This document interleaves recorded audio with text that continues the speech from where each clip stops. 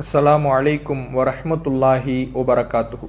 கண்ணியம் நிறைந்த எல்லாமல்ல அல்லாஹுவின் நல்லடியார்களே, இறை செய்தி மட்டுமே இஸ்லாம் என்ற பிரச்சாரத்தை திருமறை குர்ஆனுடைய வசனங்களின் அடிப்படையிலையும் நபிகள் நாயகம் ஸல்லல்லாஹு அலைஹி வஸல்லம் அவர்களுடைய ஹதீஸ்களின் அடிப்படையிலையும் நாம் மக்கள் மத்தியிலே பிரச்சாரம் செய்து வருகிறோம்.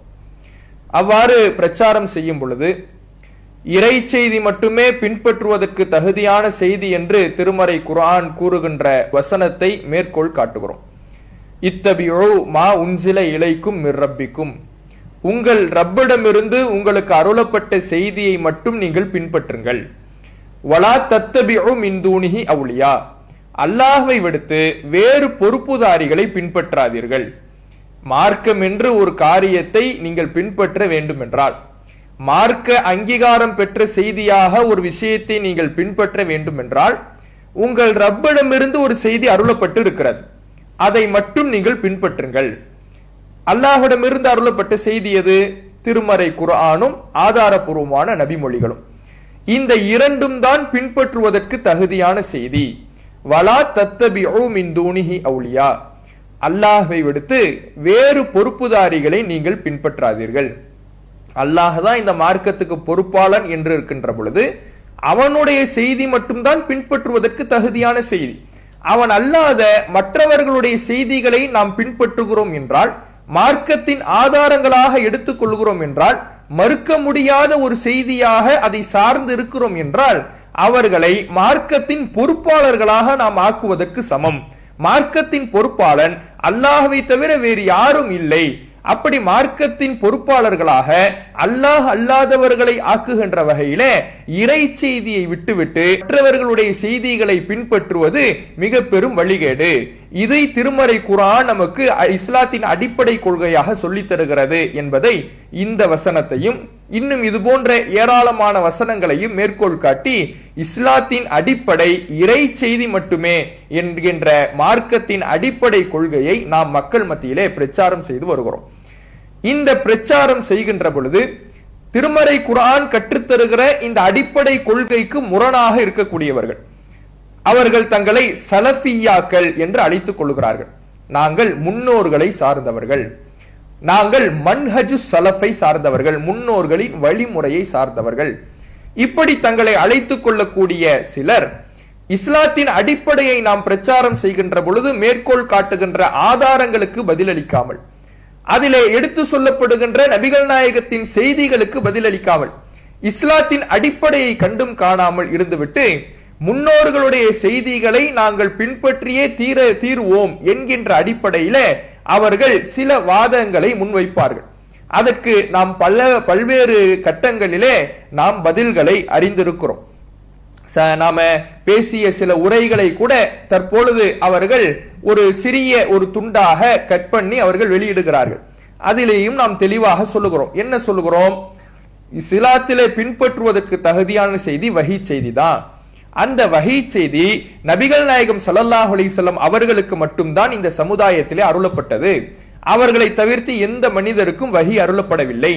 வஹி அருளப்படவில்லை என்கின்ற பொழுது நபிகள் நாயகத்தை தவிர்த்து இந்த சமுதாயத்தில் வேறு எந்த மனிதர் தான் பின்பற்றுவதற்கு தகுதியானவராக இருக்க முடியும்? நபித்தோழர்களை பின்பற்ற வேண்டும் என்றால் நபித்தோழர்களுக்கு வஹி வந்ததா? தாபீன்களை பின்பற்ற வேண்டும் என்றால் தாபீன்களுக்கு வஹி வந்ததா? இன்னும் இமாம்களை பின்பற்ற வேண்டும் என்றால் அவர்களுக்கு வஹி வந்ததா? வஹியை மட்டும் மார்க்கம் பின்பற்ற சொல்லுகின்ற பொழுது இவர்களுக்கெல்லாம் வஹி வந்ததா என்கின்ற கேள்வியை நாம் பல கட்டங்களில் நம்முடைய ஜமாத்துனுடைய தாய்களின் மூலமாக முன்வைத்திருக்கிறோம்.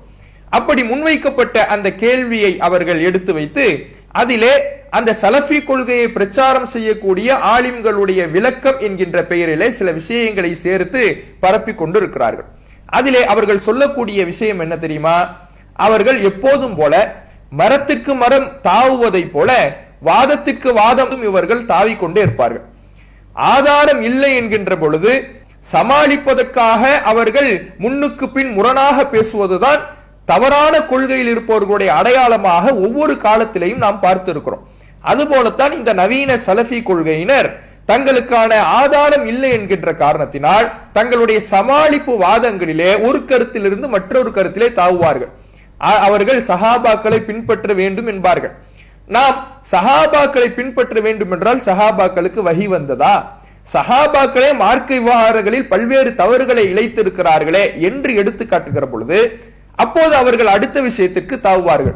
நாங்கள் சஹாபாக்களை பின்பற்ற வேண்டும் என்றால் ஒவ்வொரு சஹாபாயையும் பின்பற்ற வேண்டும் என்று சொல்லவில்லை, ஒட்டுமொத்த சஹாபிகளுடைய புரிதலை பின்பற்ற வேண்டும் என்று சொல்லுகிறோம் என்று சொல்லிவிட்டு ஒரு அரபு வார்த்தையையும் பயன்படுத்துவார்கள். இஜ்மாஉ சஹாபா, சஹாபாக்களுடைய ஏகோபித்த கருத்து, ஃபஹ்மு சஹாபா, சஹாபாக்களுடைய புரிதல், இதை பின்பற்ற வேண்டும் என்றுதான் நாங்கள் சொல்லுகிறோம் என்று இப்படி ஒரு சாரார் அந்த சலஃபியா கொள்கையை சார்ந்தவர்கள் பிரச்சாரம் செய்வாங்க. ஒரு நபித்தோழரை பின்பற்ற வேண்டும் என்பவர்களும் அவர்களில் இருக்கிறார்கள். அதை நாம் பல நேரங்களில் அவர்களுடைய பேச்சின் வாயிலாகவே அது போன்ற வீடியோ கிளிப்புகளை முன்வைத்து எடுத்து வைத்திருக்கின்றோம். இது போன்று அதை சமாளிப்பதற்காக அடுத்த கருத்திற்கு தாவக்கூடியவர்கள் எப்படி தாவுவாங்கன்னா இஜ்மாஉ சஹாபா, ஃபஹ்மு சஹாபா, சஹாபாக்களுடைய ஏகோபித்த கருத்து, சஹாபாக்களுடைய புரிதல், இதை பின்பற்ற வேண்டும் என்கிறோம். ஒட்டுமொத்த சஹாபாக்களும் ஒன்று சேர்ந்து சொன்ன கருத்து என்று மக்களிடத்துல இது போன்று தங்களுடைய வாதத்தை முன்வைப்பவர்களாக இருக்கிறாங்க. அப்ப இதை பற்றி தான் இன்றைக்கு நாம அறியவிருக்கிறோம். உண்மையில் இந்த இஜ்மாஉ சஹாபா என்பது இஸ்லாத்தின் ஆதாரமா? சஹாபாக்களின் ஏகோபித்த கருத்து என்பது ஒரு ஆதாரமாக மார்க்கத்தில் கருதப்படுகிறதா? அப்படி ஒரு ஏகோபித்த கருத்து முதலில் இருக்கிறதா? சஹாபாக்கள் அனைவரும் ஒன்றுபட்ட சொன்ன கருத்து ஏதேனும் இருக்கிறதா? இதை பின்பற்றினால்தான் அவர்கள் உண்மையான முஸ்லிம்கள் என்று கருதப்படுவார்களா? இதை பின்பற்றவில்லை என்றால் எப்படி குர்ஆன் ஹதீஸை பின்பற்றாதவர்கள் வழிகேடர்கள் என்று முத்திரை குத்தப்படுமோ அதுபோல இஜ்மாஉ சஹாபா என்கின்ற கருத்தை பின்பற்றாதவர்கள் வழிகேடர்கள் என்கின்ற பட்டியலில் வருவார்களா என்பது போன்ற பல்வேறு விஷயங்களை நாம இந்த காணொளியின் வாயிலாக அறியவிருக்கிறோம். இந்த இஜ்மாஉ சஹாபா அல்லது ஃபஹ்மு சஹாபா, சஹாபாக்களின் ஒன்றுபட்ட கருத்து, சஹாபாக்களின் புரிதல் என்கின்ற வாதத்தின் மூலமாக அவர்கள் சொல்லக்கூடிய விஷயங்கள் என்னென்ன என்பதை நாம முதல்ல தெரிஞ்சுக்கணும். அவர்கள் எப்படி தங்களுடைய வாதத்தை முன்வைப்பார்கள்னா, குர்ஆன் ஹதீஸை ஒவ்வொருவரும் ஒவ்வொரு விதமாக விளங்குகிற பொழுது அவரவர்கள் தங்களுடைய விளக்கத்தின்படி தங்களுடைய சிந்தனையின் அடிப்படையில் புரிகிற பொழுது அதில் தவறுகள் வரும், முரண்பாடுகள் வரும். ஒவ்வொருவரும் தங்களுடைய சிந்தனைக்கேற்ப ஒவ்வொரு விதமாக விளங்குவார்கள். இதனால் நாம் இஜ்மாஉ சஹாபா என்று சார்ந்து விட்டால், சஹாபாக்களுடைய ஏகோபித்த கருத்து என்று சார்ந்து விட்டால் அதிலே தவறுகள் வராது, அதிலே முரண்பாடுகள் இருக்காது.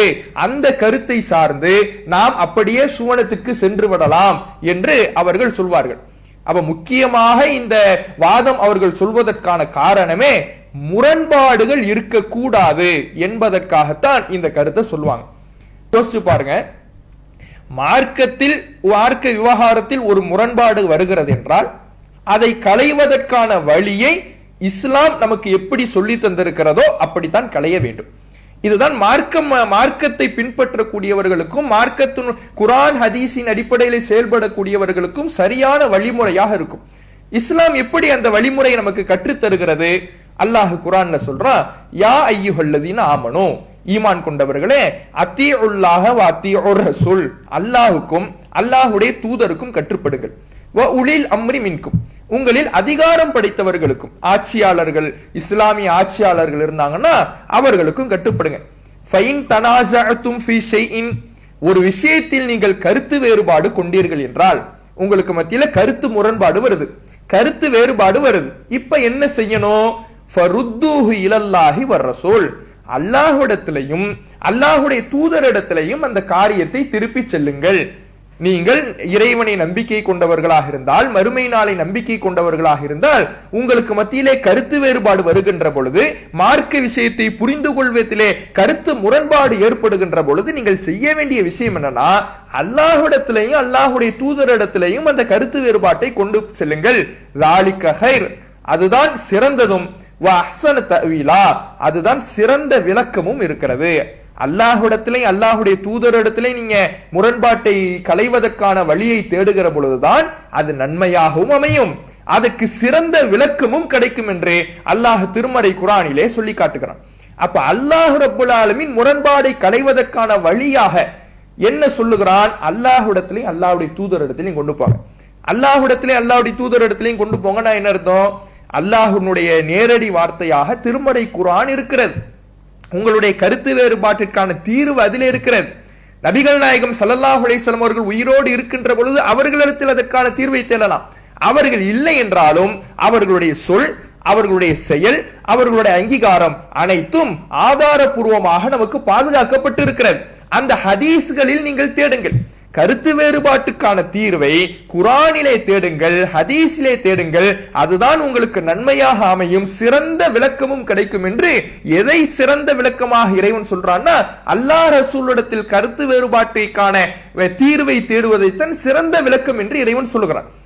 அப்படி இறைவன் கருத்து வேறுபாட்டை களைவதற்கான ஒரு வழியை சொல்லி இருக்கும் பொழுது, இல்ல நான் இதுல தேடல சஹாபாக்கள்கிட்ட தேடுறேன்னா, அல்லாஹ் எதை சிறந்த விளக்கமாக சொல்லுகிறானோ அதில் எனக்கு கருத்து வேறுபாட்டுக்கான தீர்வு கிடைக்கல, சஹாபாக்கள்கிட்ட தான் கிடைக்குதுன்னு சொல்றாங்கன்னா, இவர்கள் எதை முன்வைக்க வருகிறார்கள்?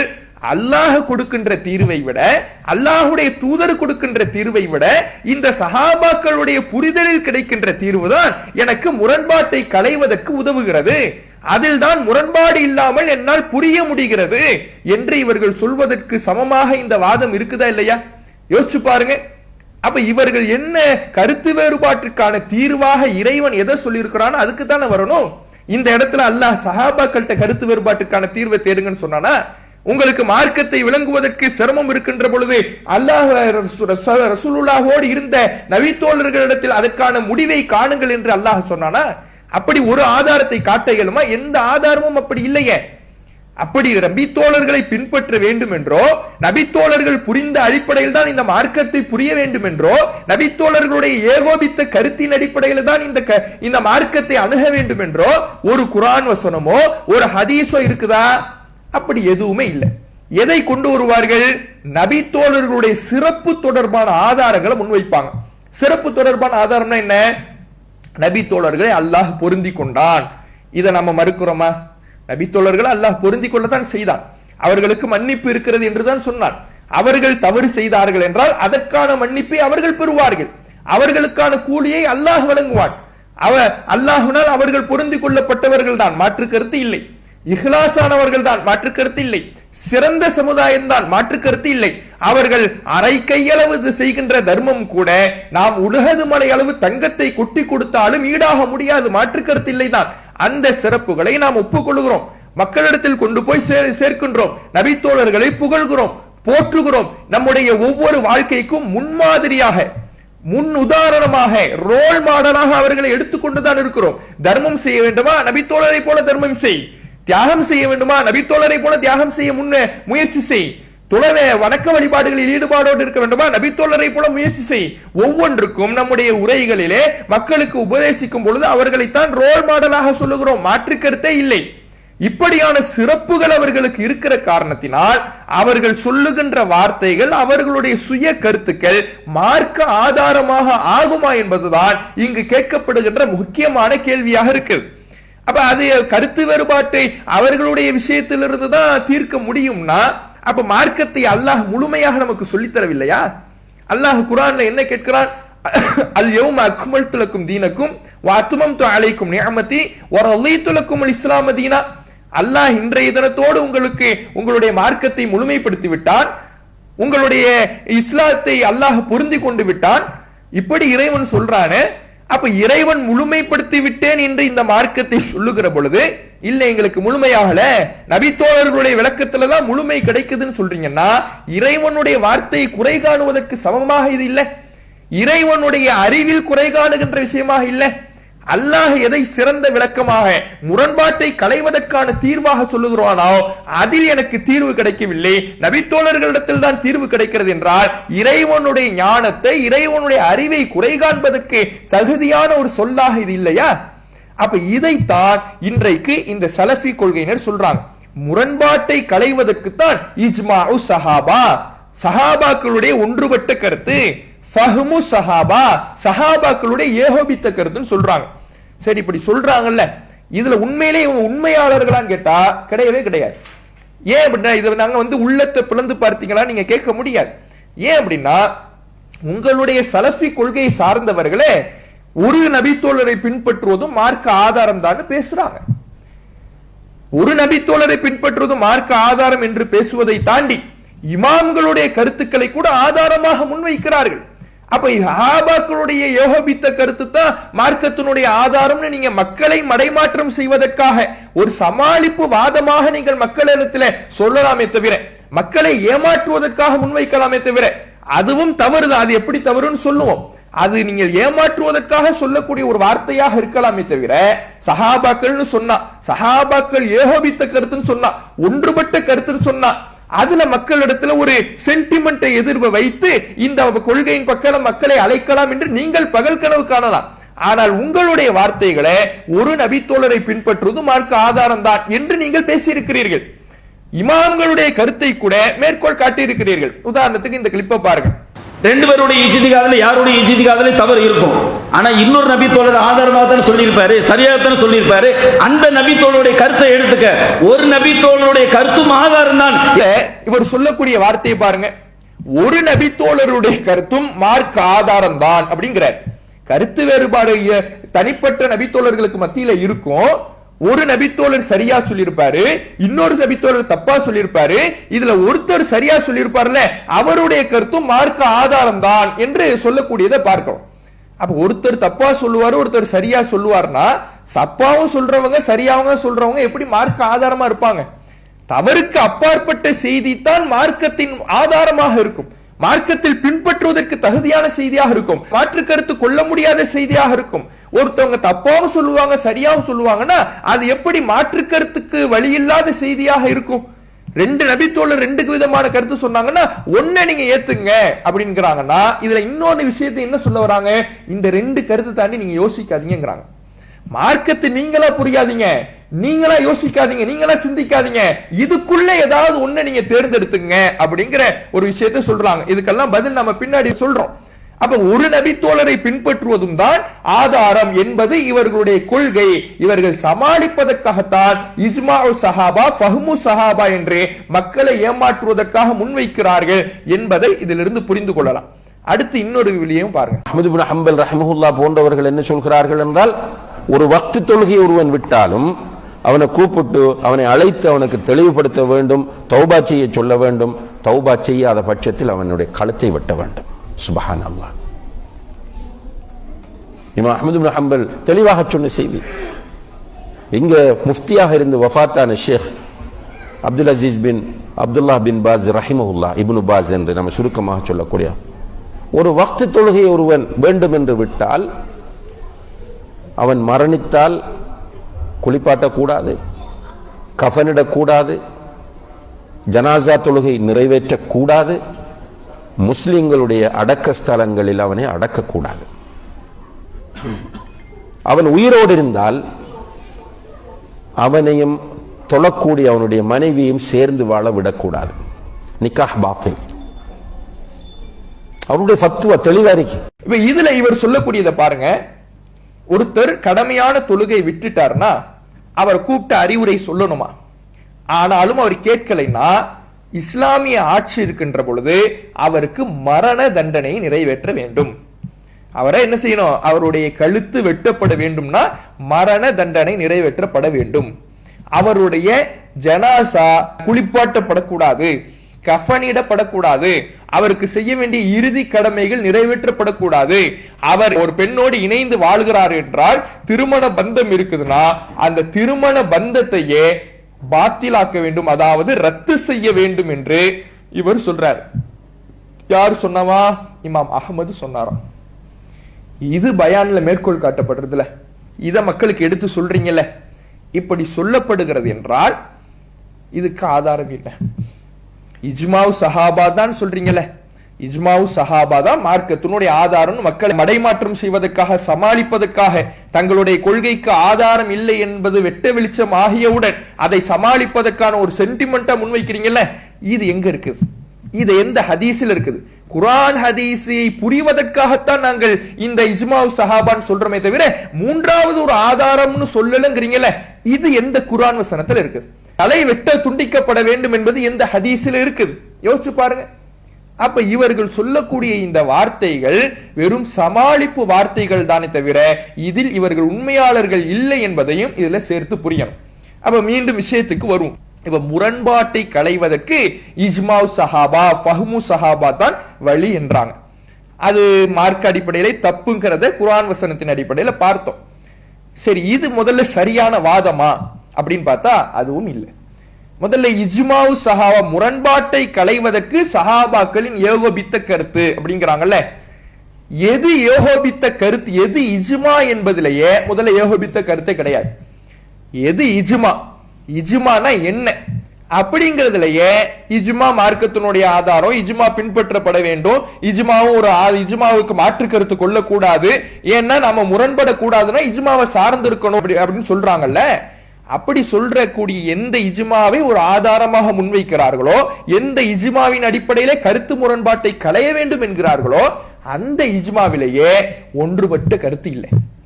எவ்வளவு வேடிக்கையான விஷயம்னு பாருங்க. எதன் மூலமாக கருத்து வேறுபாட்டை களையணும்னு சொல்றாங்களோ அதிலேயே ஒன்றுபட்ட கருத்து இல்லையே. பாருங்க, மிர்ஆத்துல் மஃபாத்திஹ் ஷர்ஹுல் மிஷ்காத் அப்படிங்கிற நூல்ல பாகம் 2 பக்கம் 239வது பக்கத்துல இடம்பெறுகிறது. அதாவது இஜ்மானா என்ன அப்படின்னா, வஹுவ இத்திஃபாக்கு முஜ்தஹிதி ஹாதிஹில் உம்மா பஅத வஃபாத்திஹி ஃபி அஸ்ரின் மினல் அஸாரி அலா அம்ரி தீன். மார்க்க விவகாரத்துல ஏதேனும் ஒரு காலத்துல ரசூலுல்லாஹுடைய மௌத்துக்கு பிறகு ஏதேனும் ஒரு காலத்துல இந்த சமுதாயத்தினுடைய ஆய்வாளர்கள் ஒன்றுபடுவதுதான் இஜ்மா அப்படின்னு சொல்றாங்க. ரசூலுல்லாஹுடைய மௌத்துக்கு பின்னாடி இந்த சமுதாயத்தினுடைய ஆய்வாளர்களாக எந்த காலத்தில் உள்ள ஆய்வாளர்களாக இருந்தாலும் அவர்கள் ஒன்றுபடுவதுதான் மார்க்க விவகாரத்தை ஒன்றுபடுவதுதான் இஜ்மா அப்படின்னு இந்த இடத்துல சொல்லப்படுது. அடுத்தது பாருங்க, ஃபத்துஹுல் பாரில பாகம் 13 பக்கம் 306 இதுல இமாம் கிர்மானி அவர்கள் கூறுறாங்க, அல் இஜ்மா, இஜ்மா என்பது ஹுவ இத்திஃபாக்கு அஹ்லில் ஹில்லி வல் அக்த், அதாவது அல் முஜ்தஹிதீன மின் உம்மத்தி முஹம்மதின் அலா அம்ரி மினல் உமூரி தீனியா. மார்க்க விவகாரங்களிலிருந்து ஏதேனும் ஒரு காரியத்துல முகமது நபியுடைய சமுதாயத்தின் ஆய்வாளர்கள் ஒன்றுபடுவதுதான் இஜ்மா அப்படின்னு சொல்லிட்டு அடுத்தவர் சொல்றாரு, வத்திஃபாக்கு முஜ்தஹிதில் ஹரமை தூன கைரிஹி லைஸ பி இஜ்மாஇன் இன்தல் ஜும்ஹூர். அதாவது மற்றவர் ஹரமைன், அதாவது மக்கா மதீனா வாசிகளில் இருக்கக்கூடிய ஆய்வாளர்கள், மக்கா மதீனாவில் இருக்கக்கூடிய ஆய்வாளர்கள் ஒரு கருத்துல ஒன்றுபடுறாங்க. தூன கைரிஹி, மற்றவங்க அந்த கருத்துல ஒன்றுபடல அப்படின்னா லைஸ பி இஜ்மா, அது இஜ்மாவாகாது. இந்த ஜும்ஹூர் பெரும்பான்மையானவர்கள் இடத்துல மக்கா மதீனா வாசிகள் மட்டும் ஒரு கருத்துல ஒன்றுபடுறாங்க, மற்ற அறிஞர்கள் மற்ற இமாம்கள் அந்த கருத்துல ஒன்றுபடலைன்னா அது இஜ்மாவாக ஆகாது அப்படின்னு யார் சொல்றா? இமாம் கிர்மானி சொல்றார். இப்ப மாலிக் என்ன சொல்றாரு அப்படின்னா, இஜ்மாவு அஹ்லில் மதீனத்தி ஹுஜ்ஜா, மதீனாவாசிகள் ஒன்றுபடுவதும் ஆதாரம் தான் அப்படிங்கிறார். இமாம் கிர்மானி சொல்றாரு, மக்கா மதீனா வாசிகள் மட்டும், மற்ற பகுதியினர் இல்லாம மக்கா மதீனா வாசிகள் மட்டும் ஒரு விஷயத்துல ஒன்றுபடுறாங்கன்னா அது இஜ்மா கிடையாதுன்னு இமாம் கிர்மானி சொல்றார். இமாம் மாலிக் என்ன சொல்றாருன்னா, மதீனாவாசிகள் மட்டும் ஒரு காரியத்துல ஒன்றுபடுறாங்கன்னா கூட அதுவும் ஆதாரம் தான் என்று இமாம் மாலிக் சொல்றார். அது அந்த ஃபத்துல் பாரிலேயே இன்னும் சொல்லப்படுகிறது, இபாரத்துல் புகாரி, புகாரியினுடைய வாசகம் முஷ்இரத்துன் பி அன்ன இத்திஃபாக அஹ்லில் ஹரமைனி கிலைஹிமா இஜ்மா. புகாரியினுடைய வாசகம் எதை உணர்த்துகிறது என்றால், ஹரமைன் இவ மக்கா மதீனா வாசிகளுடைய ஏகோபித்த கருத்தும் கூட இஜ்மா தான் என்று சொல்லுகிறது. அப்ப எத்தனை முரண்பாடுன்னு பாருங்க. அதாவது இந்த சமுதாயத்தில் வாழ்ந்த எந்த காலத்தில் வாழ்ந்த ஆய்வாளர்களாக இருந்தாலும் அவர்கள் ஒன்றுபடுவது இஜ்மான்னு ஒரு கருத்து. இன்னொரு கருத்து என்ன, மக்கா மதீனா வாசிகள் மட்டும் ஒன்றுபட்டால் அது இஜ்மா இல்ல அப்படின்னு ஒரு கருத்து. இல்ல, மதீனாவாசிகள் மட்டும் ஒன்றுபட்டால் கூட அதுவும் இஜ்மா தான் என்று ஒரு கருத்து. மக்கா மதீனா வாசிகள் ஒன்றுபட்டால் கூட அதுவும் இஜ்மா தான் அப்படின்னு ஒரு கருத்து. அப்ப எத்தனை முரண்பாடுன்னு பாருங்க. ஒருத்தர் எதை இஜ்மா என்று சொல்லுகிறாரோ அதை இன்னொருவர் இஜ்மா இல்லைங்கிறார், இன்னொருவர் எதை இஜ்மா என்று ஒத்துக்கொள்கிறாரோ அதை மற்றவர் இஜ்மா இல்லைங்கிறார். இப்படி ஒருவர் அந்த இஜ்மா என்றால் என்ன என்பதை வரையறுப்பதில் இன்னும் நிறைய கருத்து வேறுபாடு இருக்குது. அதையெல்லாம் பட்டியல் நம்ம போட்டோன்னு வைங்களேன், இன்னும் நேரம் தான் செல்லும். அப்ப இஜ்மா என்றால் என்ன என்பதை வரையறுப்பதிலேயே இவர்கள் ஒன்றுபடவில்லை என்பதை நாம் இதிலிருந்து புரியலாம். அப்ப கருத்து வேறுபாட்டை களைவதற்கு தான் இஜ்மான்னு சொன்னீங்க.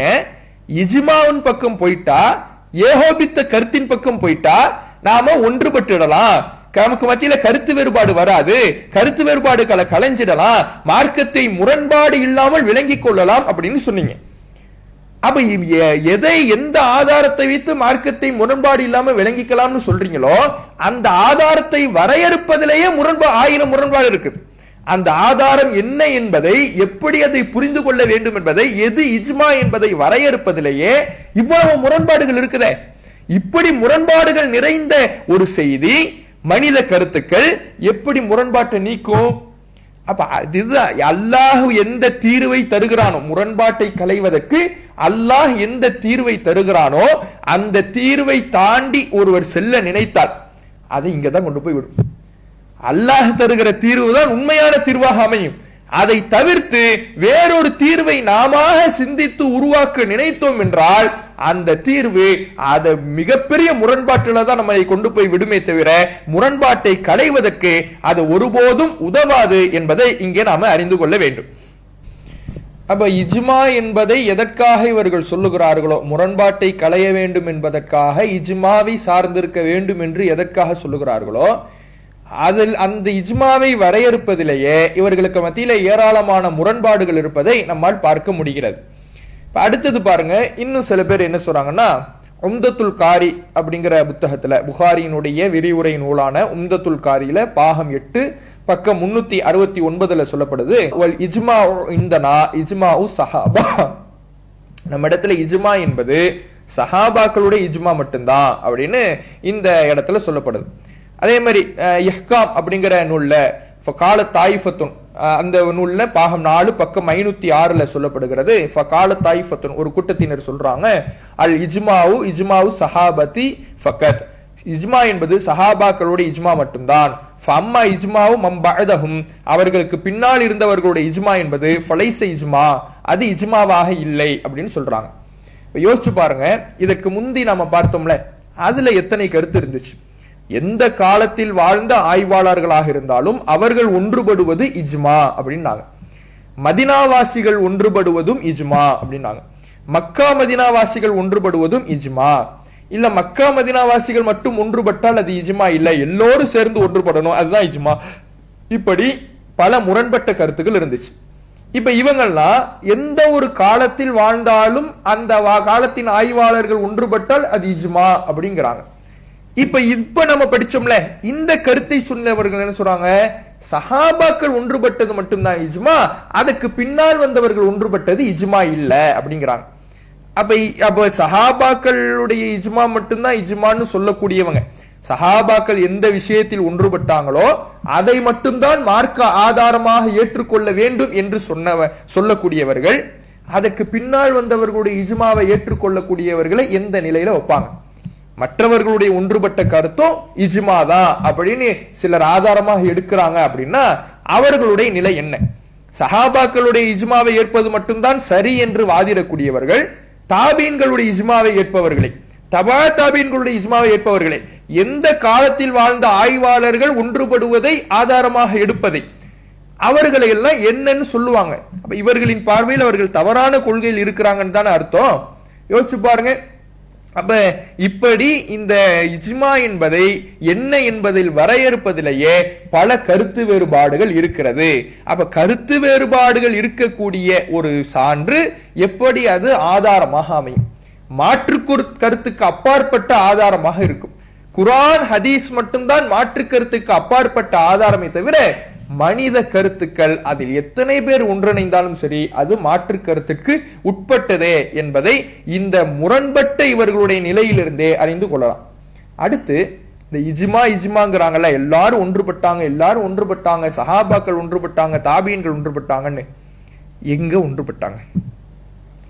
நபித்தோழர்கள் இந்த குர்ஆன் ஹதீஸினுடைய ஆதாரம் இல்லாம மார்க்க ரீதியான ஒரு காரியத்துல, எந்த காரியத்தில் மாற்று கருத்து இல்லாம அவர்களுக்கு மத்தியில மாற்று கருத்து இல்லாம ஒன்றுபட்டாங்க? அல்லது தாபீன்கள் அல்லது தபா தாபீன்கள், இமாம்கள், இப்படி யாராக இருந்தாலும் எந்த காலத்தில் வாழ்ந்தவர்களாக இருந்தாலும் மார்க்க விவகாரத்துல குர்ஆன் ஹதீஸினுடைய ஆதாரம் இல்லாம எந்த காரியத்தில் இவர்கள் ஒன்றுபட்டார்கள் அதற்கான லிஸ்ட் இருக்குதா? இந்தந்த காரியத்துல ஒன்றுபட்டாங்க, சரி, அப்படி லிஸ்ட் இருந்தா நீங்க சொல்லக்கூடிய அந்த விஷயத்துல எல்லா நபித்தோழர்களும் ஆஜரானாங்க, எல்லா நபித்தோழர்களும் ஒன்று சேர்ந்து முடிவெடுத்தாங்க, அல்லது எல்லா தாபீன்களும் ஒன்று சேர்ந்து முடிவெடுத்தாங்க, அல்லது எல்லா தபா தாபீன்களும் ஒன்று சேர்ந்து முடிவெடுத்தாங்க, இந்த ஒரு காலத்தில் வாழ்ந்த எல்லா இமாம்களும் ஒன்று சேர்ந்து முடிவெடுத்தாங்க, அப்படி எல்லோரும் ஒன்று சேர்ந்தார்கள் என்பதற்கு ஆதாரம் இருக்குதா? அப்படி ஒன்று சேர்ந்தாங்கன்னா எத்தனை பேர் சேர்ந்தாங்க? நபித்தோழர்களுடைய ஏகோபித்த கருத்துனா எத்தனை நபித்தோழர்கள் அங்க இருந்தாங்க? எத்தனை நபித்தோழர்கள் அந்த கருத்தை ஏற்றுக்கொண்டார்கள்? எத்தனை நபித்தோழர்கள் அதற்கு ஆதரவு தெரிவித்தார்கள்? சொல்ல முடியுமா? அனைவரும் அந்த இடத்துல வந்து ஆஜராங்கனாங்கிறதுக்கு ஆதாரம் காட்ட முடியுமா? யோசிச்சு பாருங்க. சரி, ஒரு கருத்து நபித்தோழர்களால் முன்வைக்கப்படுது. அந்த கருத்துக்கு மற்ற நபித்தோழர்கள் மாற்று கருத்து தெரிவிக்கலைனாலும் அதை இஜ்மாங்கிறீங்க. அது எவ்வளவு பெரிய அபத்தமான வாதம்ங்கிறத இமாம்களுடைய வார்த்தையிலிருந்து நம்ம சொல்லுவோம். ஒரு கருத்து நபித்தோழரால் முன்வைக்கப்படுது, அந்த கருத்துக்கு மாற்று கருத்து எந்த நபித்தோழர்களும் தெரிவிக்கலைனா அதுவும் இஜ்மா தாங்கிறாங்க. மாற்று கருத்து தெரிவிக்கலைனா அவர் அதை ஆதரித்தார் என்பதற்கு என்ன ஆதாரம்? மாற்று கருத்து தெரிவிக்காததற்கு பல காரணங்கள் இருக்கலாம். அவருக்கு அந்த தகவல் தெரியாமலே இருந்திருக்கலாம், அவருக்கு அந்த கருத்து போய் சேராமல் இருந்திருக்கலாம், அல்லது அவர் வந்து பல ஆட்சியாளர் என்பதனால் சொல்லக்கூடிய கருத்தை சொல்லக்கூடிய ஆட்சியாளர் என்பதனால் அவர் வந்து அந்த மாற்று கருத்து தெரிவிக்காமல் இருந்திருக்கலாம். நபிகள் நாயகம் ஸல்லல்லாஹு அலைஹி வஸல்லம் உடைய காலத்திற்கு பிறகு பல நபித்தோழர்கள் சில குழப்பமான சூழல் ஏற்பட்ட பொழுது பல ஊர்களுக்கும் பல நாடுகளுக்கும் பிரிந்து சென்று விட்டார்களே. முதல்ல நபித்தோழர்கள் ரசூலுல்லாஹ்வுடைய காலத்துக்கு பிறகு ஒரே இடத்துல தான் இருந்தாங்கிறதுக்கு ஆதாரம் கிடையாது. பல நபித்தோழர்கள் வேறு வேறு நாடுகளுக்கு போய் இருந்தார்கள், வேறு வேறு ஊர்கள்ல போய் இருந்தாங்க. அப்படி இருக்கின்ற பொழுது எல்லோரும் ஒன்றுபட்டாங்கன்னு எப்படி சொல்ல முடியும்? மாற்று கருத்து இல்ல அறிவிக்கப்படாத ஒரு காரணத்தினாலேயே அவர்கள் அதை ஆதரித்தார்கள் என்பதற்கு என்ன ஆதாரம்? அவர்களுக்கு அந்த தகவல் போய் சேராமே இருந்திருக்கலாம், அல்லது ஆட்சியாளர் என்பதனால அவர்கள் எதுக்கு தேவையில்லாத விஷயத்தில் போய் விழணும் என்று அமைதியாக இருந்திருக்கலாம், அல்லது ஏற்கனவே 1008 குழப்பம் நடந்துகிட்டு இருக்குது, இதுல நாம வேற இன்னொன்னு சொல்லி அது ஒரு குழப்பமா ஆயிடக்கூடாதுன்னு தவிர்த்திருக்கலாம். பல காரணங்கள் இருக்கலாம். இப்படி பல காரணங்களினால் அமைதியாக இருக்கும் பொழுது இவர் எதிர்ப்பு தெரிவிக்காத ஒரு காரணத்தினாலேயே, ஒரு நபித்தோழரிடமிருந்து மாற்று கருத்து அறிவிக்கப்படாத ஒரு காரணத்தினாலேயே இது யோகோபித்த கருத்து இஜ்மா என்று எப்படி சொல்ல முடியும்? இது அறிவுபூர்வமாக பொருந்தக்கூடிய ஒரு வாதமா இருக்குதா? இதே தான் எல்லா காலத்துக்கும், எந்த ஒரு காலமாக இருந்தாலும், தாபீன்கள் காலமாக இருந்தாலும் சரி, தபா தாபீன்கள் காலமாக இருந்தாலும் சரி, இமாம்கள் காலமாக இருந்தாலும் சரி, எந்த ஒரு காலமாக இருந்தாலும் மாற்று கருத்து இல்லை என்றால் அது இஜ்மா என்று எப்படி சொல்ல முடியும்? யோசிச்சு பாருங்க. சரி, ஒரு பேச்சுக்கு இப்படி வாய்ப்பே இல்லை, ஒன்றுபட்டாங்கன்னு சொல்றதுக்கு வாய்ப்பே இல்லை. அப்படி ஒன்றுபட்டாங்கன்னா எந்தெந்த விஷயத்துல ஒன்றுபட்டாங்கன்னு சொல்லணும், யார் யார் ஒன்றுபட்டாங்கன்னு சொல்லணும், எல்லாரும் வந்து ஆஜராயிட்டாங்கிறதுக்கு ஆதாரம் காட்டணும், மாற்று கருத்து தெரிவிக்கலைன்னா அதை ஆதரிச்சாங்கிறதுக்கு என்ன ஆதாரம் காட்டணும். இப்படி பல விஷயங்களுக்கு, இந்த கேள்விகளுக்கெல்லாம் இஜ்மாவு சஹாபாவை ஆதாரம் என்று சொல்லக்கூடியவர்கள், இஜ்மாவை பொதுவாக இஜ்மாவை ஆதாரம் என்று சொல்லக்கூடியவர்கள் பதிலளிக்க கடமைப்பட்டிருக்கிறாங்க. ஒரு பேச்சுக்கு ஒன்றுபட்டாங்கன்னு வச்சுக்கோமே, அப்படி இல்லை, ஒரு பேச்சுக்கு அவங்களுடைய சந்தோஷத்துக்கு சொல்லுவோம், அப்படி ஒன்றுபட்டாங்கன்னு வச்சுக்குவோம். அப்படி ஒன்றுபட்டாங்கன்னா அது மார்க்க ஆதாரம்ங்கிறதுக்கு என்ன ஆதாரம்? அது பின்பற்றப்பட வேண்டிய செய்தி என்பதற்கு என்ன ஆதாரம்? அது குர்ஆன் ஹதீஸை அதன் அடிப்படையில் மட்டும்தான் விளங்க வேண்டும், மாற்று கருத்து கொள்ளவே கூடாது என்பதற்கு என்ன ஆதாரம்? அதற்கு குர்ஆன் அங்கீகாரம் கொடுத்திருக்கணும்ல, ஹதீஸ் அங்கீகாரம் கொடுத்திருக்கணும்ல. அப்படியான அங்கீகாரம் எங்க இருக்கு?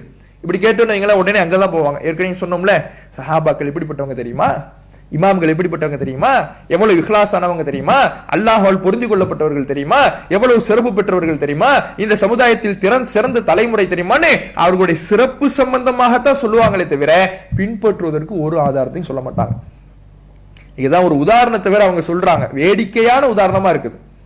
இஜ்மாவு சஹாபா அல்லது இஜ்மாவுக்கு ஆதாரம் சொல்றாங்களா ஒரு உதாரணத்தின் மூலமா. அதாவது ரயில்வே ஸ்டேஷனுக்கு போறாங்களா, சென்னையிலிருந்து பெங்களூரு போகணும், 2 ட்ரெயின் நிக்குது. ஒரு ட்ரெயின் வந்து அலௌன்ஸ் பண்றான், ரயில்வே ஸ்டேஷன்ல அலௌன்ஸ் செய்யப்படுது, இந்த ட்ரெயின் பெங்களூருக்கு போகுது. இன்னொரு ட்ரெயின் சும்மா கிடக்குது, அந்த ட்ரெயினுக்கு எந்த ஒரு அலௌன்ஸ் இல்லையா. இப்ப நாமெல்லாம் எந்த ட்ரெயின்ல ஏறி உட்காருவோம்? எந்த ட்ரெயினுக்கு அலௌன்ஸ் செய்யப்படுதோ, 4வது பிளாட்ஃபார்ம்ல கிடக்கிற ட்ரெயின் தான் பெங்களூருக்கு போகணும்னு சொல்லப்படுது. 5வது பிளாட்ஃபார்ம்ல கிடக்கிற ட்ரெயின் எங்க போகுது என்னெல்லாம் விவரம் சொல்லப்படலை. இப்ப பெங்களூருக்கு போக நினைக்கிற நீங்க எந்த ட்ரெயின்ல ஏறி உட்காருவீங்க? மக்கள்கிட்ட கேள்வி கேட்கிறாங்க. அதுக்கு என்ன சொல்லுவாங்க மக்கள்? ஆமா, நாங்க 4வது பிளாட்ஃபார்ம்ல கிடக்கிற ட்ரெயின்ல தான் ஏறி உட்காருவோம். ஏன்னா அதுதானே பெங்களூருக்கு போற ட்ரெயின் ரயில்வே நிர்வாகத்தால் சொல்லப்படுது, அதுக்கு தான் ஏறி உட்காருவோம். இதுதான் இஜ்மாவுக்கு ஆதாரம். என்ன ஆதாரம்? அல்லாஹ் இந்த சஹாபாக்களுக்கு தான் சான்று கொடுத்திருக்கிறான். சஹாபாக்கள் தான் அந்த ட்ரெயின். அந்த ட்ரெயின்ல நாம ஏறி உட்கார்ந்துட்டோம்னா அவங்க எங்க போய் சேருவாங்க? சஹாபாக்கள் சொர்க்கத்துக்கு போய் சேருவாங்க. நாமளும் அவங்களை பின்பற்றி இப்படி சொர்க்கத்துக்கு போயிடுவோம். இது முதல்ல அறிவுபூர்வமான உதாரணமா? சரி, சான்று கொடுத்திருக்கிறான் அல்லாஹ் நபித்தோழர்களுடைய கருத்துக்கு ஆதாரமாக எடுக்க வேண்டும் என்பதற்கு சான்று கொடுத்திருக்கிறான். நீங்களே எங்க சான்று கொடுத்திருக்கிறான்? அவங்க சொர்க்கத்துக்கு போறதுக்கு சான்று கொடுத்திருக்கிறான். நபித்தோழர்கள் சொர்க்கத்துக்கு போகக்கூடியவங்க இருக்கிறாங்க. சிலர் மறுமையிலே கௌசர் தடாகத்திலே தடுக்கப்படுவார்கள் என்பதையும் ரசூலுல்லாஹ் சொல்றாங்க. அல்லாஹ்வுடைய தூதர் அவர்கள் மறுமையிலே நடக்கின்ற கௌசர் தடாக நிகழ்வை அறிவிக்கிறாங்க. அப்போது அந்த கௌசர் தடாகத்திலிருந்து சிலர் தடுக்கப்படுறாங்க. அல்லாஹ்வுடைய தூதர் அவர்கள் அஸ்ஹாபி அஸ்ஹாபி, என்னுடைய தோழர்கள் தான் சொல்றாங்க. இல்ல அது நபி தோழர்கள் இல்லைன்னா நீங்க சொல்ல முடியாது. என்னுடைய தோழர்கள்னு சொன்னது யாரு? ரசூலுல்லாஹ். என்னுடைய தோழர்கள் தடுக்கப்படுறாங்கன்னு சொன்னது யாரு? ரசூலுல்லாஹ் சொன்னாங்க. அப்ப நபிகள் நாயகத்தின் பார்வையிலேயே அங்க தடுக்கப்பட்டவங்க யாருதான்? நபி தோழர்கள். அப்ப நபி தோழர்களில் ஒரு சிலர் இப்படி தடுக்கப்படுறாங்க. அப்ப ரசூலுல்லாஹ் கேக்குறாங்க, ஏன் என் தோழரை தடுக்கிறீங்க? என்னோடு தோழமை கொண்டவர்கள் ஏன் தடுக்கிறீங்க? அப்ப மலக்குமார்கள் சொல்லுவாங்களா, இன்னக லா தத்ரி மா அஹதசு பஅதக், உங்களுக்கு பின்னால் மார்க்கத்தில் இல்லாத காரியத்தை இவர்கள் என்னென்னலாம் செய்தார்கள் என்பது உங்களுக்கு தெரியாது. மார்க்கத்தில் இல்லாத காரியத்தை இவர்கள் செய்தார்கள், அதனால் இவர்களுக்கு இந்த கௌசர் தடாகத்தில் நீர் கிடையாது என்று மலக்குமார்கள் தடுத்ததாக சொல்லுவாங்களா. ரசூலுல்லாஹ் ஃபஸஹ்கன் ஸஹ்கன், அவங்க தூரமாகட்டும் போகட்டும் என்று நபிகள் நாயகம் விரட்டுவார்கள் என்று சொல்லப்படுகிறது. நபித்தோழர்கள் சொர்க்கத்துக்கு நன்மாராயம் சொல்லப்பட்டவர்கள் நமக்கு பட்டியல் இருக்குது. இப்படி தடுக்கப்படுறவங்க யாருன்னு தெரியுமா? ஒரே ட்ரெயின்ல ஏறி போயிட்டு நமக்கு சொர்க்கம் போயிடுவாங்கிறீங்க. சரி, சொர்க்கத்துக்கு நபித்தோழர்கள் எல்லோரும் நன்மாராயம் சொல்லப்பட்டவர்கள் என்றே ஒரு பேச்சுக்கு வைத்துக் கொள்வோம். அதனால் அவர்கள் மார்க்க அடிப்படையிலே செய்த தவறுகள் அவர்களுக்கு மன்னிக்கப்படுமே தவிர அதை யோசிக்காம, அதை சிந்திக்காம குர்ஆன் ஹதீஸ் மட்டும்தான் மாற்று கருத்து கொள்ளாமல் பின்பற்ற பெற வேண்டிய செய்தி, அதை பின்பற்றுவதை போல மாற்று கருத்தை இல்லாம சிந்திக்காம யோசிக்காம அந்த ட்ரெயின்ல ஏறி உட்கார்ந்தா நாமளும் சொர்க்கத்துக்கு போவோங்கிறீங்களே, இதுக்கு என்ன ஆதாரம்? இதுதானே மறுமையில அல்லாஹ்வால் கண்டிக்கப்படுகின்ற ஒரு காரியமா இருக்குது.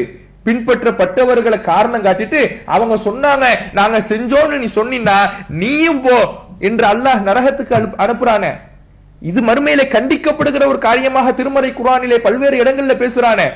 பின்பற்றப்பட்டவங்களை நீ அவங்கள காரணம் காட்டிட்டு இருக்க கூடாது. ஏன் உனக்கு அறிவு இல்ல, உனக்கு சிந்தனை இல்ல, உனக்கு பகுத்தறிவு இல்ல, நீ யோசிக்க வேணாம், சிந்திப்பதற்காக தானே மார்க்கத்தை தந்த. அப்ப அப்படி இறைவன் கேட்கிற பொழுது நபித்தோழர்களை கையை காட்டிட்டு இவங்க போய்கிட்டே இருப்பாங்களா? இது அறிவுபூர்வமான உதாரணமா? எந்த செய்தியை பின்பற்றினால் சொர்க்கத்துக்கு செல்ல முடியும்னு மார்க்கம் சொன்னிச்சு, அதைத்தான் ட்ரெயினா ஆக்கணும். நீங்க குர்ஆன் ஹதீஸ் என்கின்ற செய்தியில் ஒன்றிணையும் பொழுதுதான், அந்த செய்தியை பற்றி பிடிக்கும் பொழுதுதான், அந்த பாதையில் மட்டும் பயணிக்கும் பொழுதுதான் சொர்க்கத்துக்கு அந்த ட்ரெயின் போக நம்ம அழைச்சிட்டு போகும்.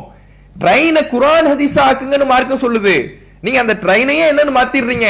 குர்ஆன் ஹதீஸ் இல்ல சஹாபின்னு மாத்தீங்க, நபித்தோழர்கள்னு மாத்தீங்க. நபித்தோழர்கள் அந்த ட்ரெயின்ல நபித்தோழர்கள்ங்கிற ட்ரெயின்ல ஏறி உட்கார்ந்தீங்கன்னா நீங்க சொர்க்கத்துக்கு போவீங்கிறீங்களா? எங்க ஆதாரம் இருக்குது? அப்ப நபித்தோழர்களை பின்பற்ற வேண்டும் என்பதோ நபித்தோழர்களுடைய இஜ்மாவை ஏற்றுக்கொள்ள வேண்டும் என்பதற்கோ என்ன ஆதாரம்? ஒரு ஆதாரமும் கிடையாது. நபித்தோழர்களுடைய கருத்துக்களை மார்க்க ஆதாரமாக ஆக்க வேண்டும் என்பதற்கு குர்ஆனில் இருந்தோ ஹதீஸில் இருந்தோ எந்த ஒரு வசனத்தையும் ஹதீஸையும் சமர்ப்பிக்கவே அவர்களால் முடியாது.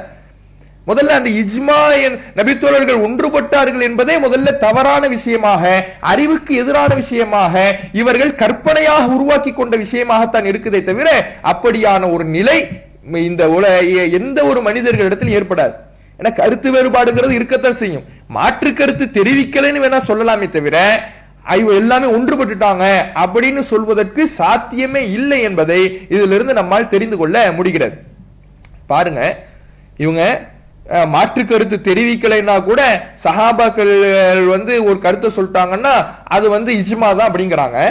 அதுக்கு மாற்றமா பாருங்க, ஃபத்துஹுல் பாரியில பாகம் 13 பக்கம் 306, லவ் இத்தஃபகு குல்லுஹும், அதாவது எல்லாரும் ஒன்றுபட்டுட்டாங்க. நபித்தோழர்கள், மக்காவாசிகள் மதீனாவாசிகள்னு நபித்தோழர்கள் எல்லாரும் ஒன்றுபட்டுட்டாங்க. வஹாலஃபுஹும் இப்னு அப்பாஸ் ஃபி ஷைஇன், ஒரு மார்க்க விவகாரத்துல ஏதோ ஒரு விஷயத்துல இப்னு அப்பாஸ் அவர்களுக்கு முரண்படுறார். எல்லாம் ஒன்றுபட்டாச்சு. ஒரே ஒரு நபித்தோழர் இப்னு அப்பாஸ் ரலியல்லாஹு அவர்கள் அவர்களுக்கு முரண்படுகிறார், மாற்று கருத்தை தெரிவிக்கிறார் என்றால் லம் யுஅத்த இஜ்மா, அது இஜ்மா என்று கருதப்படாது. இப்னு அப்பாஸ் சொல்லிட்டார்னா மாற்று கருத்து கொண்டுட்டார்னா அது இஜ்மான்னு கருதப்படாது. எல்லா நபித்தோழர்களும் இது போன்ற மாற்று கருத்தை தெரிவித்து விட்டார்களா? தெரிவிக்காததுக்கு பல காரணங்கள் இருக்குமே. மாற்று கருத்து தெரிவிக்கவில்லை என்ற காரணத்தினாலேயே அது ஆதரவு கருத்து என்பதை எங்கிருந்து எடுத்தீர்கள்? அதற்கு என்ன ஆதாரம்? ஒரு ஆதாரம் கிடையாது. அப்ப எல்லா நபித்தோழர்களும் சேர்ந்தா கூட அது இஜ்மாவாகாது, இப்னு அப்பாஸ் சேர்ந்தாதான் இஜ்மாங்கிறீங்கன்னா அப்ப இப்னு அப்பாஸுடைய கருத்து மற்ற எல்லோருடைய கருத்தை விட வலிமையாக்குறீங்களா இல்லையா? ஒரு நபித்தோழருடைய கருத்தை மற்ற எல்லா நபித்தோழர்களுடைய கருத்தை விட வலிமை ஆக்குறீங்கன்னா அப்ப மனித கருத்து என்பது எந்த நிலையிலேயும் அது வலிமை ஆகாது, அது சான்றாக ஆகாதுங்கிறது இதுல இருந்து தெரியுதா இல்லையா? எல்லா நபித்தோழர்களும் ஒரு கருத்துக்கு வந்துருவாங்களா, இப்னு அப்பாஸ் மாற்று கருத்து தெரிவித்தா அது இஜ்மா ஆகாதுன்னா அப்ப இத்தனை நபித்தோழர்கள், இப்னு அப்பாஸ் அல்லாத மற்ற நபித்தோழர்கள், மற்ற மக்கள் ஒன்றுபட்ட கருத்துல இருந்தாங்கன்னா அப்ப அவங்க தவறுல ஒன்றிணைஞ்சாங்களா? இப்னு அப்பாஸ் சொன்ன உடனே மட்டும்தான் அவர்களுக்கு அந்த தவறு திருத்தப்பட்டதா? அப்ப பெரும்பான்மையானவர்கள் தவறிலே ஒன்றிணைவார்கள் என்பதற்கும் இந்த இஜ்மாவுடைய வரையறை சான்றாக இருக்குதா இல்லையா? அப்ப இதைத்தான் நாம கேள்வியாக வைக்கிறோம். இஜ்மா என்பதை வரையறுப்பதில் இத்தனை முரண்பாடை வச்சிருக்கிறீங்க, வச்சுக்கிட்டு முரண்பாட்டை களைவதற்கு இஜ்மா தான் ஆதாரம்னா தவறுல அவங்க ஒன்றுபட மாட்டாங்கன்னா பெரும்பான்மையானவர்கள் ஒன்றுபட்டுருவாங்களா? இப்னு அப்பாஸ் மட்டும் மாற்று கருத்து தெரிவிச்சா அது இஜ்மாவாக ஆகாதுன்னா இப்னு அப்பாஸ் ரலியல்லாஹு அவர்களை விட அதிகமான ஹதீஸ்கள் தெரிந்த அபூ ஹுரைரா இருக்கிறாரே, இப்னு உமர் ரலியல்லாஹு அவர்கள் இருக்கிறாங்களே, இன்னும் பல நபித்தோழர்கள் இருக்கிறாங்களே, ஆயிஷா ரலியல்லாஹு இருக்கிறாங்களே, அப்ப அவர்களை எந்த பட்டியலில் சேர்ப்பது? அவர்கள் மாற்று கருத்து தெரிவிக்காமல் இருந்ததுக்கு பல காரணங்கள் இருக்கலாமே, அவர்களுக்கு அந்த கருத்து சேராமல் இருந்திருக்கலாமே. அப்ப அது அவர்கள் மாற்று கருத்து தெரிவிக்கவில்லை என்றாலும் அது இஜ்மா என்று தான் சொல்லுவீங்களா? அப்ப இது இஜ்மா என்பது எப்படி வரையறுக்கிறீங்க? என்ன ஒரு லாஜிக் இருக்குது, என்ன ஒரு அறிவுபூர்வமான கருத்து இருக்குது, அதுக்கு என்ன ஆதாரம்? இப்படி முரண்பட்டு இவர்கள் இருப்பதை இந்த இஜ்மா விஷயத்துல நம்மால பார்க்க முடியுது. இப்போ எல்லா நபித்தோழர்கள் ஒன்றிணைகிறாங்க, இப்னு அப்பாஸ் மட்டும் மாற்று கருத்து தெரிவிச்சா இஜ்மா இல்ல அப்படின்னாங்க. அடுத்து சொல்றாங்க பாருங்க, நபித்தோழர்கள்லாம் ஒன்றிணைஞ்சிருவாங்களா? நபித்தோழர்கள்லாம் ஒன்றிணைஞ்சாலும் ஒரு தாபி அதுக்கு மாற்று கருத்து தெரிவிச்சார்னா அதுவும் இஜ்மா இல்லையா? பாருங்க, அதாவது எந்த அல் பஹ்ருல் முஹைத் ஃபி உசூலில் ஃபிக்ஹ் அப்படிங்கிற நூல்ல அந்த ஒரு தாபி மாற்று கருத்து தெரிவித்தால் சஹாபாக்களுடைய இஜ்மாவிற்கு ஒரு தாபி மாற்று கருத்து தெரிவித்தால் அதனுடைய நிலை என்ன அப்படின்னு ஒரு தலைப்பின் கீழே பல கருத்துக்களை கொண்டு வராங்க. அதுக்கு கீழே இறுதியாக அவர் கொண்டு வராரு, வல் முக்தாரு தேர்ந்தெடுக்கப்பட்ட கருத்து என்னன்னா இன்கான மின் அஹ்லில் இஜ்திஹாதி ஹால இஜ்மாஇ சஹாபா, சஹாபாக்கள் இஜ்மா எடுக்கும் வேளையிலே அந்த தாபி ஒரு ஆய்வாளராக இருப்பார் என்றால் லம் என் அகீத் இஜ்மாஹும் ம முகாலஃபத்திஹி, அவருக்கு மாற்றமாக இருப்பதின் மூலமாக சஹாபாக்களுடைய இஜ்மா உறுதியாகாது. ஒரு தாபி மாற்று கருத்து தெரிவித்தால் கூட அதுவும் இஜ்மா ஆகாதான். அப்ப சஹாபாக்கள் தவறுல ஒன்றிணைய மாட்டாங்கிறீங்க, அந்த ஒரு தாபி சஹாபாக்களுக்கு சரியானதை நினைவூட்டுவாரு, சரியானதை சொல்லி காட்டிடுவாரு, அவர் முரண்பட்டு இருந்தா கூட அது இஜ்மாவாக ஆகாதுன்னா இதுக்கு என்ன வரையறை? இது என்ன ஒரு அறிவுபூர்வமான ஒரு கருத்தாக இது இருக்குதா? அப்ப சஹாபாக்கள் தவறிலே ஒன்றுபடவே மாட்டாங்கிறீங்களே, அப்ப தாபியுக்கு மாற்று கருத்து தெரிவித்தால் அது இஜ்மா ஆகாதுன்னா அப்ப தவறுல ஒன்றுபட்டுவாங்களா? அது இஜ்மா ஆகாதுன்னா அப்ப அதுக்கு என்ன அர்த்தம்? அப்ப இஜ்மா என்றால் இஜ்மாவு சஹாபா என்றால் என்னவென்று வரையறுப்பதுல இவர்களிடத்தில் தெளிவான வரையறை இல்லை. எத்தனை பேர் ஒன்றுபடணும், யாரு ஒன்றுபடணும், எல்லாரும் ஒன்றுபட்டாங்கன்னா அந்த சபையில இருக்கணுமா? மாற்று கருத்து தெரிவிக்கலைன்னா அது இஜ்மா ஆயிடுமா?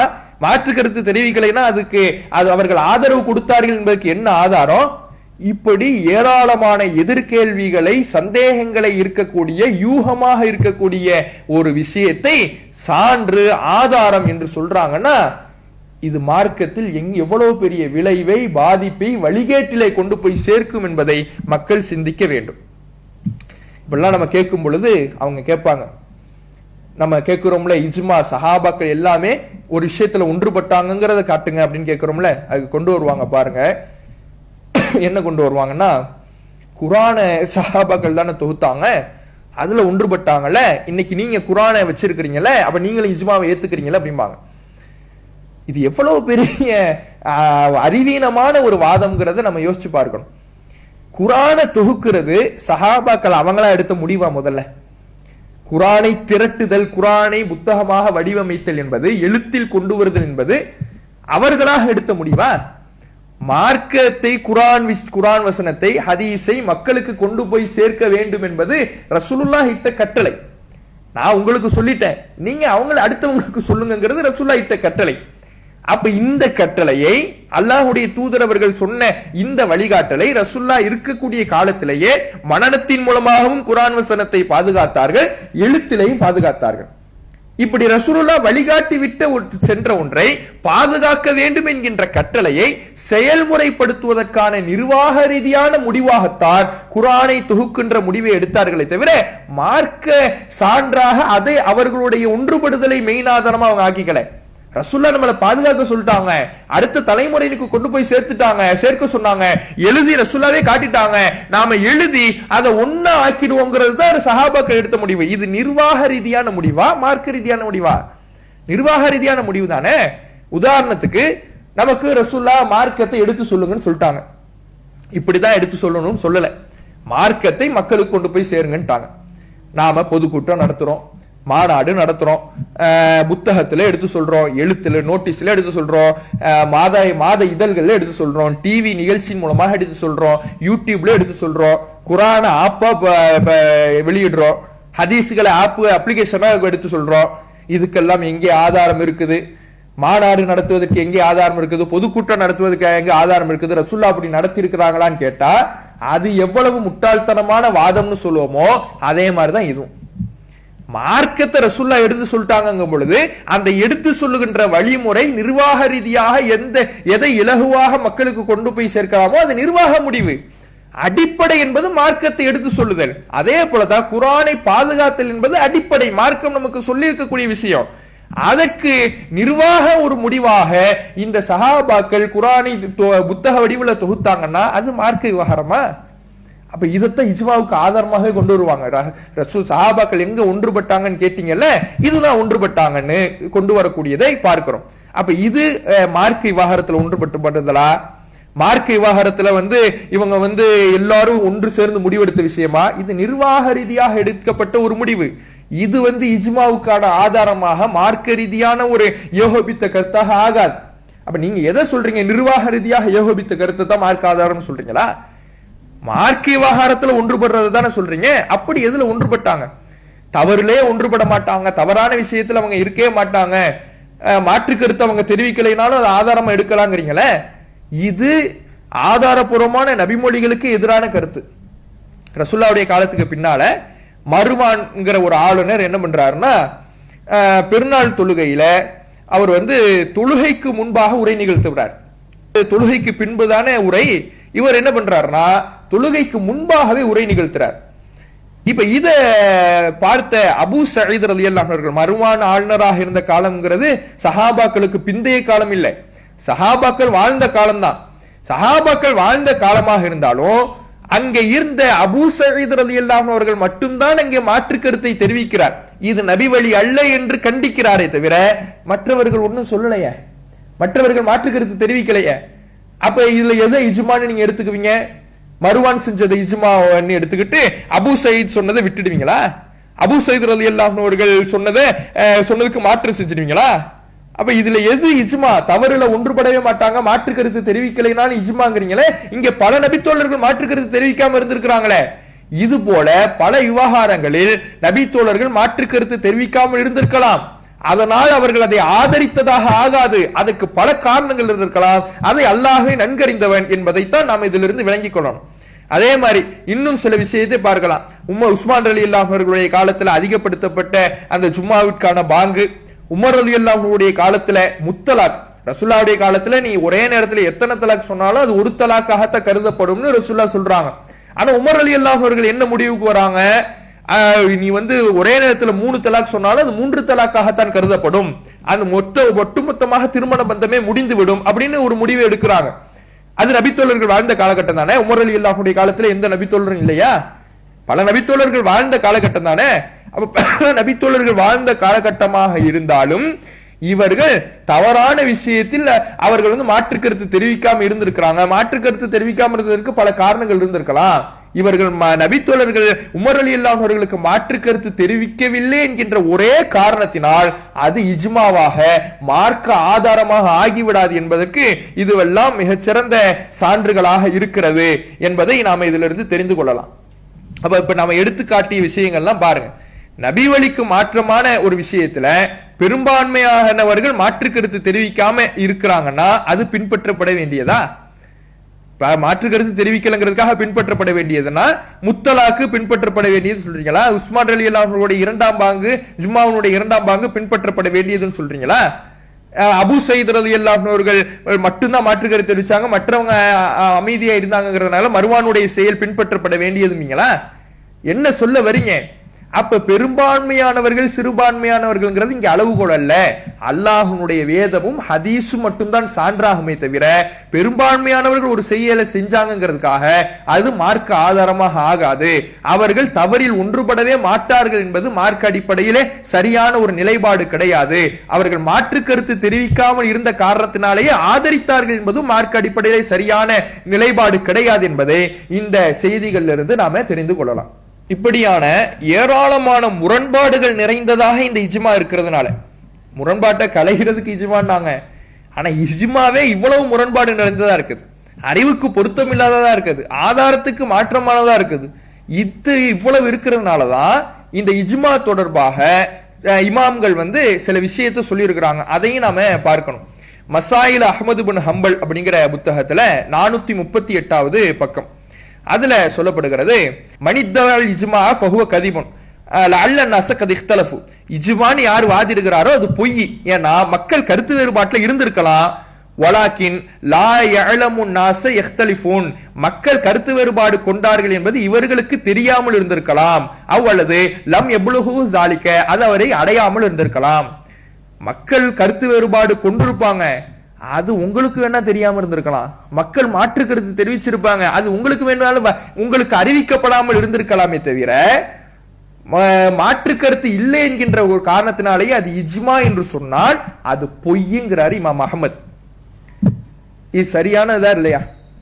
இது பின்னால் வந்தவர்களுடைய இஜ்மாவாக இருக்கட்டும், நபித்தோழர்களுடைய இஜ்மாவாக இருக்கட்டும், எதுவாக இருக்கட்டும், காரணம் சரியாக இருக்குதா இல்லையா?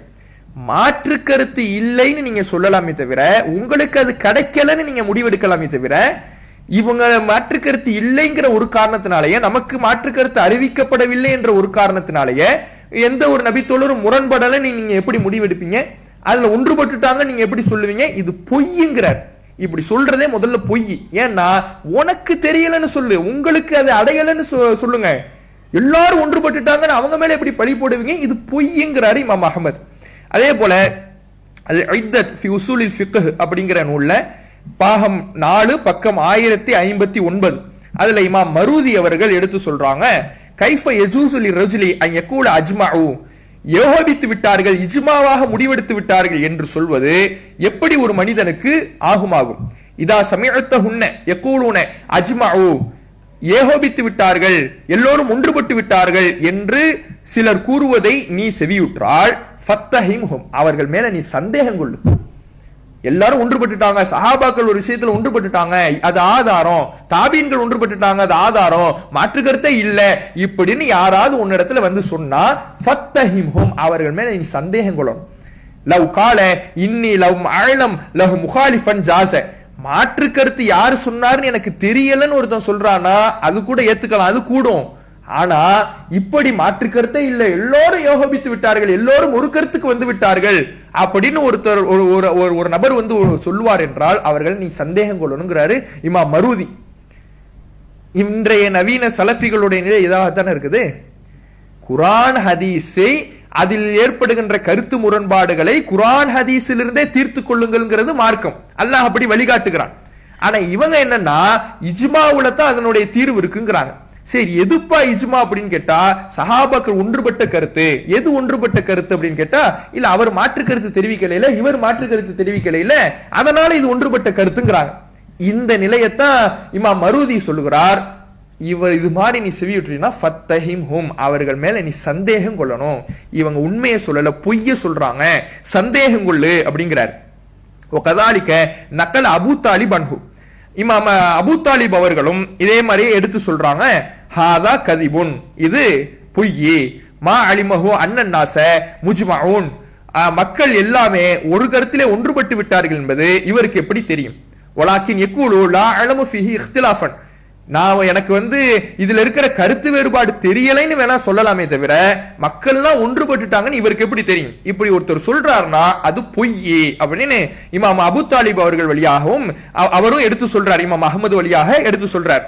அதே போல கதாலிக்க நக்கல் அபுல் ஹாரிஸ் இமாமும் எடுத்து சொல்லுகிறார், லா என்பதில் அஹதின் ஐயத்தில் இஜ்மா, இஜ்மாவை வாதிடுவது எந்த ஒருவருக்கும் அவசியம் ஆகாது என்று இமாம் அபுல் ஹாரிஸ் அவர்களும் எடுத்து சொல்றாங்க. இது எல்லாமே அல் இத்தத் அப்படிங்கிற நூல்ல பாகம் 4 பக்கம் 1059 பதிவு செய்யப்பட்டிருக்கு. அப்ப மக்களோ அல்லது அறிஞர்களோ சஹாபாக்களோ கருத்து வேறுபாடு கொண்டிருந்தாங்களா இல்லையா அப்படிங்கிறது யாராலையும் தீர்மானிக்க முடியாது. நமக்கு அந்த கருத்து மாற்று கருத்து எடுத்து சொல்லப்படாம இருந்திருக்கலாம், அல்லது அவர்கள் அமைதியாக இருந்திருக்கலாம், மாற்று கருத்து தெரிவிக்காம இருந்திருக்கலாம். அதற்கான காரணங்களை அல்லாஹ்வே அறிந்தவன். அப்படி இருக்கும்பொழுது இவர்கள் எல்லாரும் ஒன்றுபட்டு விட்டார்கள் என்பது எப்படி முடிவெடுக்க முடியும்? இது பொய்யுக்கு சமம் என்பதை இந்த இமாம் சொல்லியிருக்கிறாரு. இது பின்னால் வந்தவர்களுக்கு சொல்லப்பட்டதாக இருந்தால் கூட காரணம் சரியா இருக்குதா இல்லையா? இதே காரணம் தானே சஹாபாக்களுக்கு பொருந்தும். இன்னும் சொல்ல போனால் சஹாபாக்கள் விஷயத்தில் இன்னும் கூடுதலாகவே பொருந்தும். ஏன்னா ரசூலுல்லாஹ்வுடைய காலத்துக்கு பிறகு எல்லா சஹாபியும் ஒரு இடத்துல முதல்ல இருக்கல. மதீனா என்கின்ற ஒரு நகரத்துக்குள்ள எல்லா சஹாபாக்களும் சுருங்கி விடவில்லை. ரசூலுல்லாஹ் இருந்த காரணத்தினால் அவர்களோடு பயணிக்க வேண்டும் என்பதற்காக பல சஹாபாக்கள் அப்போதும் வெளியூர்களில் இருந்தாங்க. பெரும்பான்மையானவர்கள் ரசூலுல்லாஹ்வோட பயணிச்சாங்க. ஆனா ரசூலுல்லாஹ்வுடைய மரணத்திற்கு பிறகு பலர் பல நாடுகளுக்கும் பல ஊர்களுக்கும் போக துவங்கிட்டாங்க. இன்னும் சொல்ல போனா பல ஆட்சி குழப்பங்கள்லாம் நடந்த பிறகு எதுக்கு நாம இந்த குழப்பங்கள்ல பயணிக்கணும்னு வெளி இடங்களுக்கு சென்றவர்கள் பல பேர். அப்ப அவர்களுக்கு இந்த கருத்து எப்படி போய் சேர்ந்திருக்கும்? இவர்கள் ஒன்றுபட்டார்கள்ங்கிற கருத்து எப்படி போய் சேர்ந்திருக்கும்? அவருக்கு தெரிஞ்சதை எப்படி அறிவிச்சிருப்பாரு? அவர் எப்படி மாற்று கருத்தை தெரிவிச்சிருப்பாரு? அது எப்படி நமக்கு அறிவிக்கப்பட்டிருக்கும்? இப்படி 1000 கேள்விகள் இருக்குத. இதனால் தான் இது சரியில்லை, இது பொய் என்று இமாம்கள் சொல்வதை பார்க்கிறோம். இமாம் ஷாஃபி சொல்கிறார், ஹாஷியத்து ரத்துல் முக்தார் அப்படிங்கிற புத்தகத்துல பாகம் 1 பக்கம் 106 இமாம் ஷாஃபி சொல்லுகிறார், கால ஷாஃபி லா குழு இன்னஹு இஜ்மா, இத்தகைய நிலையில உள்ளது மாற்று கருத்து தெரிவிக்கப்படாத ஒரு விஷயத்தை அது இஜ்மா என்று நான் சொல்ல மாட்டேன். வலாக்கின் அக்கூலு லா அலமு ஃபீஹி ஹிலாஃபன், இதுல மாற்று கருத்து என்னங்கிறது எனக்கு தெரியலன்னு நான் சொல்லுவேனே தவிர இது இஜ்மா ஆயிடுச்சு, மாற்று கருத்து இல்லைல, யாரும் வேறு கருத்தை சொல்லல, முரண்பட்ட கருத்தை சொல்லல, அதனால இவங்க எல்லாரும் ஒன்றுபட்டுட்டாங்க, இது மார்க்க ஆதாரம் அப்படி நான் என்ன பண்ண மாட்டேன், சொல்ல மாட்டேன் என்று இமாம் ஷாஃபி அவர்கள் சொல்லக்கூடியது ஹாஷியாவிலே பாகம் 1 பக்கம் 106 இடம்பெறுகிறது. அப்ப யோசிச்சு பாருங்க, இஜ்மாங்கிறதே முதல்ல அறிவுக்கு புறம்பான விஷயம் நம்ம சொன்னோம்ல, அதைத்தான் இமாம்களும் சொல்றாங்க. ஒன்றுபட்டாங்கன்னு எங்கிருந்து எடுத்தீங்க? எல்லாரும் ஒன்றுபட்டாங்கிறதுக்கு என்ன ஆதாரம்? ஒரு விஷயத்தை இஜ்மான்னு சொல்றீங்கன்னா அதுக்கு என்ன ஆதாரம்? எந்தெந்த விஷயத்துல ஒன்றுபட்டாங்க? நீங்க எந்தெந்த விஷயத்துல ஒன்றுபட்டாங்கன்னு சொன்னீங்களோ அதுல எந்தெந்த நபித்தோழர்கள் இடம்பெற்றாங்க. மாற்று கருத்து தெரிவிக்கலன்னு சொல்றீங்கன்னா எதனால ஒரு மாற்று கருத்து தெரிவிக்காம இருந்தார்? மாற்று கருத்து தெரிவிக்கலைங்கிறதுனால அவர் ஆதரித்தார் என்பதற்கு என்ன ஆதாரம்? இப்படி பல கேள்விகள் இருக்கிறதுனாலதான் இமாம்கள் இதை இஜ்மா என்று ஏற்றுக்கொள்ளவில்லை என்பதை நாம இதிலிருந்து பார்க்கிறோம். அதே போல சரி, இதெல்லாம் என்ன சொல்ல வாய்ப்பு இருக்கு அப்படின்னா அதுக்கு நம்ம சேர்த்து பதில் சொல்ல வேண்டியதா இருக்குது. என்ன சொல்ல வாய்ப்பு இருக்குன்னா, இதெல்லாம் மற்றவர்களுடைய இஜ்மாவுக்கு பொருந்தும், நபித்தோழர்களுடைய இஜ்மாவுக்கு பொருந்தாதுபாங்க. காரணம் ஒண்ணுதானே, மாற்று கருத்து தெரிவிக்கலைன்னா அதை எப்படி இஜ்மான்னு சொல்ல முடியும்? அவங்களுக்கு தெரியலன்னு வேணா சொல்லுங்க, மாற்று கருத்து தெரிவிக்காம இருப்பதற்கு பல காரணங்கள் இருக்கலாம் என்ற காரணம் சரியா இருக்குல்ல, அது நபித்தோழர்களுக்கு பொருந்துமா இல்லையா? நபித்தோழர்களும் பல இடங்கள்ல பரவிதானே இருந்தாங்க. அப்படி இருக்கும் பொழுது நபித்தோழர்களுடைய இஜ்மா மட்டும் மார்க்கத்தின் ஆதாரம் என்பதற்கு என்ன சான்று? குர்ஆன் அதை சொல்லுகிறதா, ஹதீஸ் சொல்லுகிறதா? அப்ப நபித்தோழர்களுடைய இஜ்மா மட்டும் ஆதாரம் அப்படின்னு சொல்லலாம். இமாம் இப்னு ஹஸ்ம் சொல்லக்கூடிய வார்த்தைகளை கவனிங்கள். அல் இஹ்காம் ஃபி உசூலில் அஹ்காம் அப்படிங்கிற நூல்ல பாகம் 4 பக்கம் 128 இமாம் இப்னு ஹஸ்ம் சொல்லுகிறார், எது இஜ்மா அப்படின்னு சொல்றாரு பாருங்க. ஃபஅலமு ரஹிமக்குமுல்லாஹ், நீங்கள் அறிந்து கொள்ளுங்கள், அன்ன மனித்தபஅ நஸ்ஸல் குர்ஆன் வமா உஸ்னித மின் தரீகி சிக்காத்தி இலா ரசூலில்லாஹி ஸல்லல்லாஹு அலைஹி வஸல்லம், குர்ஆனுடைய நேரடி ஆதாரத்தை யார் பின்பற்றுகிறாரோ, நபிகள் நாயகம் ஸல்லல்லாஹு அலைஹி வஸல்லம் அவர்களுடைய செய்திகளை நம்பகமான அறிவிப்பாளர் வழியாக யார் பின்பற்றுகிறாரோ ஃபக்கத் இத்தபஅல் இஜ்மாஅ யகீனன், அவர் பின்பற்றுவதுதான் உறுதியான இஜ்மா. குர்ஆன் ஹதீஸை பின்பற்றுவது மட்டும்தான் இஜ்மா. வ அன்ன மன் ஆஜ அன் ஷைஇன் மின் ذلك, இதிலிருந்து வேற ஒண்ணுக்கு யார் திரும்புறாரோ, இது மட்டும் எனக்கு போதாது, குர்ஆன் ஹதீஸை மட்டும் பின்பற்றுங்கன்னு தான் குர்ஆன் ஹதீஸ் சொல்லுது, இல்ல எனக்கு இஜ்மா தேவை, அப்பதான் என்னால முரண்பாடு இல்லாம விளங்க முடியும், இப்படி யாரு வேற ஒண்ணுக்கு போறாரோ ஃபலம் யத்தபிஉல் இஜ்மா, அவர் இஜ்மாவே பின்பற்றல. ஏன்னா குர்ஆன் ஹதீஸை விட ஒரு இஜ்மா உண்டா? இந்த ஒட்டுமொத்த இஸ்லாமிய சமுதாயமும் ஒன்றுபட்டு ஏற்ற கருத்து எது? குர்ஆன் ஹதீஸ் மட்டும்தான். அதை தாண்டி வேறொரு கருத்து உண்டா? இது அல்லாஹ்விடமிருந்து, குர்ஆன் அல்லாஹ்விடத்திலிருந்து வந்தது, ரசூலுல்லாஹ் அல்லாஹ்விடமிருந்து அந்த தூதர் என்று ஒட்டுமொத்த இஸ்லாமிய சமுதாயமும் சான்றளித்த ஒன்று என்றால் அது இதுதான், குர்ஆனும் ஹதீஸும் தான். அப்படிப்பட்ட ஒரு விஷயத்தை பின்பற்றுவதுதான் உண்மையான இஜ்மாவை தவிர இதுல எனக்கு தீர்வு கிடைக்கல, எனக்கு நபித்தோழர்களுடைய இஜ்மாவுல தான் தீர்வு கிடைக்குது, நபித்தோழர்களுடைய கருத்துல தான் தீர்வு கிடைக்குது, இமாம்களுடைய கருத்துல தான் தீர்வு கிடைக்குதுன்னா நீ முதல்ல இஜ்மாவையே பின்பற்றல, குர்ஆன் ஹதீஸ் என்கின்ற இஜ்மாவையே பின்பற்றவில்லை என்று இமாம் இப்னு ஹஸ்ம் அவர்கள் சொல்லுகிறார். சொல்லிவிட்டு அவர் இன்னொரு இடத்துல சொல்றார், வண்ண மனித்தபா அஹதன் தூன ரசூலில்லாஹி ஸல்லல்லாஹு அலைஹி வஸல்லம், யார் நபிகள் நாயகம் ஸல்லல்லாஹு அலைஹி வஸல்லம் அல்லாத வேறொரு நபரை பின்பற்றுகிறாரோ, சஹாபாக்களா இருக்கலாம், தாபீன்களா இருக்கலாம், தபா தாபீன்களா இருக்கலாம், இமாம்களா இருக்கலாம், யாராக இருக்கலாம், ரசூல்லா அல்லாத ஒரு மனிதர் ஒருத்தர் பின்பற்றுறார்னா ஃபலம் யத்தபிஉ சுன்னத வலல் ஜமாஅ, அவர் சுன்னத்தையும் பின்பற்றல, ஜமாஅத்தையும் பின்பற்றல. ஜமாஅத்னா என்னது? அது இஜ்மா, அதாவது குர்ஆன் ஹதீஸ் என்கின்ற இஜ்மா. அவருடைய பார்வையில் இஜ்மா என்பது குர்ஆன் ஹதீஸ் தான். குர்ஆன் ஹதீஸ் என்கின்ற இஜ்மாவையும் அவர் பின்பற்றவில்லை. வஅன்னஹு காதிபுன் ஃபித்திஆஹி சுன்னத வல் ஜமாஅத, நான் அஹ்லு சுன்னத் வல் ஜமாஅத்னு அவர் சொல்றது பொய்ங்கிறார். இன்னைக்கு சலஃபிகள் என்ன சொல்றாங்க? சஹாபாக்களுடைய கருத்தை பின்பற்றணும்னு சொல்லக்கூடியவங்க என்ன சொல்றாங்கன்னா, நாங்க தான் அஹ்லு சுன்னத் வல் ஜமாஅத், நாங்க தான் சரியான பாதையில பயணிக்க கூடியவங்க அப்படிங்கிறாங்கல்ல, இது பொய்ங்கிறார். நீ குர்ஆன் ஹதீஸின் அடிப்படையில் நின்றாதான் அஹ்லு சுன்னத் வல் ஜமாஅத். மனிதர்களுடைய கருத்துக்களை மார்க்கம் ஆக்கணும்னா எந்த ஒரு சான்றுமே இல்லாம நபித்தோழர்கள் ஒரு விஷயத்துல ஒன்றிணைஞ்சிட்டு இருக்காங்க, ஒரு கருத்தை சொல்றாங்க, ஒரு நபித்தோழர் சொல்றார் அல்லது ஒட்டுமொத்த நபித்தோழர்களும் சேர்ந்து குர்ஆன் ஹதீஸினுடைய ஆதாரம் இல்லாமல் அவர்கள் சார்பாக ஒரு கருத்து சொல்லப்படுகிறது என்று வைத்துக் கொள்வோம். அப்படி எல்லாரும் ஒன்றிணைஞ்சாங்கிறதுக்கு சான்று இல்ல, ஒரு பேச்சுக்கு அவர்களுடைய பார்வையில் வைத்துக் கொள்வோம். அங்க சான்று இல்லையே, குர்ஆன் ஹதீஸ்னு சான்ற அவங்க காட்டினாங்கன்னா இந்த ஆதாரத்தின் அடிப்படையில் எடுக்கப்பட்ட முடிவு, இந்த ஹதீஸின் அடிப்படையில் எடுக்கப்பட்ட முடிவுனா அந்த குர்ஆன் ஹதீஸை நாம விளங்கலாமே தவிர இவர்கள் இந்த மனிதர்கள் சொல்லிட்டாங்க, இவர்கள் முடிவெடுத்துட்டாங்க அதனால பின்பற்றணும் போனீங்கன்னா நீங்க அஹ்லு சுன்னத் வல் ஜமாஅத்தே கிடையாது. அப்படி சொன்னீங்கன்னா அது பொய்ங்கிறார். ஃபனஹ்னு மஅஷருல் முத்தபிஈன லில் ஹதீஸில் முஅத்தபிதீன அலைஹி, ஹதீஸை யார் பின்பற்றுறாங்களோ, அதையில் யார் ஊன்றுகோல் பிடிச்சிருக்கிறாங்களோ, அதை தான் ஆதாரம் யார் ஊன்றுகோல் பிடிச்சிருக்கிறாங்களோ அவங்க தான் அஹ்லு சுன்னத்தி வல் ஜமாஅத்தி ஹக்கன் பில் பராஹினில் தரூரி, கட்டாயமான ஆதாரத்தின் அடிப்படையில அவர்கள் தான் உண்மையான அஹ்லு சுன்னத் வல் ஜமாஅத். வண்ணன அஹ்லுல் இஜ்மாஇ கதாலிக, நம்முடைய இஜ்மாவெல்லாம் இது மாதிரி தான் அப்படின்னு சொல்லி அவர் சொல்லக்கூடிய அந்த கருத்தை நூல்ல இஹ்காம்ங்கிற நூல்ல பார்க்கிறோம். அதே போல 149வது பக்கம் அதே புத்தகத்தினுடைய அதே 4வது பாகத்தில் 149வது பாகத்தில் அவர் சொல்றார், ஃபனகூலு, நாம சொல்றோம், இன்னல் இஜ்மா அல்லது ஹுவல் இஜ்மா, இஜ்மா என்பது ஹுவல் இஜ்மாவுல் முத்தயக்கின், உறுதியான இஜ்மா மட்டும்தான் இஜ்மா. உறுதியான இஜ்மான்னா அவர் எதை முன்னாடி சொன்னார்னா குர்ஆன் ஹதீஸ் மட்டும்தான் உறுதியான இஜ்மான்னார். அந்த குர்ஆன் ஹதீஸ் மட்டும்தான் உண்மையான இஜ்மா. இஜ்மாங்கிறது 2 வகையில இருக்கும். சரியான இஜ்மாங்கிறது 2 வகையில இருக்கணும். எல்லாம் மாற்றுகர் தெரிவிக்கலனா இஜ்மா, எல்லாரும் ஒன்றுபட்டுட்டாங்க, இப்படி ஒண்ணு கிடையவே கிடையாது, அதெல்லாம் பொய்யின்ட்டார். இஜ்மானா எப்படி இருக்கும் தெரியுமா? 2 வகையில இருக்கும். அஹதுஹுமா குல்லு மாலா யஷுக்க ஃபீஹி அஹதுன் மின் அஹ்லில் இஸ்லாம், முஸ்லிம்கள்ல எந்த ஒருவரும் எதுல சந்தேகம் கொள்ள மாட்டாங்களோ அத்தகைய ஒவ்வொரு விஷயமும். உதாரணமா ஃபி அன்ன மன்லம் யகுல் பிஹி ஃபலைஸ முஸ்லிமன், இஸ்லாத்துல இருக்கிற ஒரு விஷயத்தை இவர் இதை சொல்லலைன்னா இவர் முஸ்லிமாகவே இருக்க மாட்டார்னு எப்படி எதெல்லாம் குர்ஆன் ஹதீஸ் சொல்லுதோ அதை ஏற்றுக்கொள்வதுதான் உண்மையிலே இஜ்மா. அதுக்கு மாற்றுக்கிறது தெரிவிச்சாருன்னா அது இஜ்மா கிடையாது. உதாரணத்துக்கு சொல்றாரு, க ஷஹாதத்தி அன் லா இலாஹ இல்லல்லாஹ் வ அன்ன முஹம்மது ரசூலுல்லாஹ், கலிமா சொல்வது. கலிமாவை மார்க்கத்தில் இல்லைன்னு ஒருத்தர் சொன்னார்னா அவரை முஸ்லீம்னு சொல்லுவோமா? முஸ்லீம்னு சொல்ல மாட்டோம். இப்படி முஸ்லீம்னு எந்த விஷயத்தை சொல்லவில்லை என்றால் முஸ்லீம்னு சொல்ல மாட்டோமோ அந்த விஷயத்தை எல்லா முஸ்லீம்களும் ஏத்துக்கிட்டாங்கன்னு அர்த்தம். இப்படி எல்லா முஸ்லீம்களும் எதை ஏத்துக்கிட்டாங்களோ அது மட்டும்தான் இஜ்மா. களிமா இஜ்மா, 5 வேளை தொழுகை இஜ்மா, நோன்பு இஜ்மா, அதாவது இறந்தவர்களை சாப்பிடக்கூடாதுங்கிறது இஜ்மா, ரத்தத்தை சாப்பிடக்கூடாதுங்கிறது இஜ்மா. இதெல்லாம் குர்ஆன் ஹதீஸ்ல இருக்குது. குர்ஆன் ஹதீஸில் எதுவெல்லாம் இப்படி உறுதியாக சொல்லப்பட்டிருக்கிறதோ, எந்த எல்லா முஸ்லிம்களும் ஏற்றுக்கொள்ளுகின்ற விஷயமாக இருக்குதோ அது மட்டும்தான் இஜ்மாவை தவிர இதை தாண்டி வேறு எதுவும் இஜ்மா கிடையாது என்பதை அவர் சொல்லக்கூடியதை நாம பார்க்கிறோம். இரண்டாவது வகையாக, இது ஒரு வகை இஜ்மா. இரண்டாவது வகை இஜ்மா என்னன்னா, அல் கிஸ்மு சானி ஷைஉன் ஷஹிதஹு ஜமீஉ ஸஹாபா. ஒரு விஷயம் அதை சஹாபாக்கள் எல்லாரும் பார்த்திருப்பாங்க. ரசூலுல்லாஹ்வுடைய செயலிலிருந்து சஹாபாக்கள் எல்லாரும் பார்த்திருப்பாங்கன்னா அவங்களா செய்யறது கிடையாது.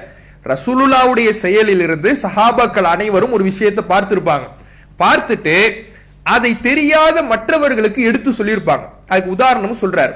ரசூலுல்லாஹ் ஹைபருக்கு போனாங்க சஹாபாக்களோட. ரசூல்லா ஹைபருக்கு போகும் பொழுது எல்லா சஹாபாக்கள் ரசூல்லாவோட போகல. அங்க இருந்த சஹாபாக்கள் அங்கு நடந்த நிகழ்வுகள் அவங்களுக்கு தெரியும். மதீனாவுல இருக்கக்கூடியவங்களுக்கோ மக்காவுல இருக்கக்கூடியவங்களுக்கோ அந்த நிகழ்வு தெரியாது. அங்க என்ன நடந்துச்சு, யூதர்களை நாடு கடத்தணும்னு முடிவு பண்ணும் பொழுது அவங்க ஒரு கோரிக்கை வைக்கிறாங்க. எங்களுடைய நிலங்கள்லாம் இருக்குது, இதுல நாங்களே உழைக்கிறோம், நாங்க உழைச்சி இதுல இருந்து என்ன கிடைக்குதோ அதை நாங்க பாதி எடுத்துக்கிட்டு மற்றது இஸ்லாமிய அரசாங்கத்துக்கு கொடுத்துடுறோம் அப்படின்னு சொன்னாங்க. ரசூல்லா இதை ஒத்துக்கிட்டாங்க. இந்த செய்தி அங்க ஹைபர்ல இருந்த நபித்தோழர்களுக்கு தான் தெரியும், மற்ற நபித்தோழர்களுக்கு தெரியாது. இந்த ரசூலுல்லாஹ்வுடைய செயலை மற்றவர்களுக்கு அவங்க சொல்லி தெரியப்படுத்தி இருப்பாங்கல்ல, இது இஜ்மா. இது அவங்களா சுயமா எடுத்துக்கொண்டதுனால இஜ்மாங்கிறாரா அல்லது ரசூலுல்லாஹ்வுடைய செயல்னால இஜ்மாங்கிறாரா? ரசூலுல்லாஹ்வுடைய செயலினால் இஜ்மா.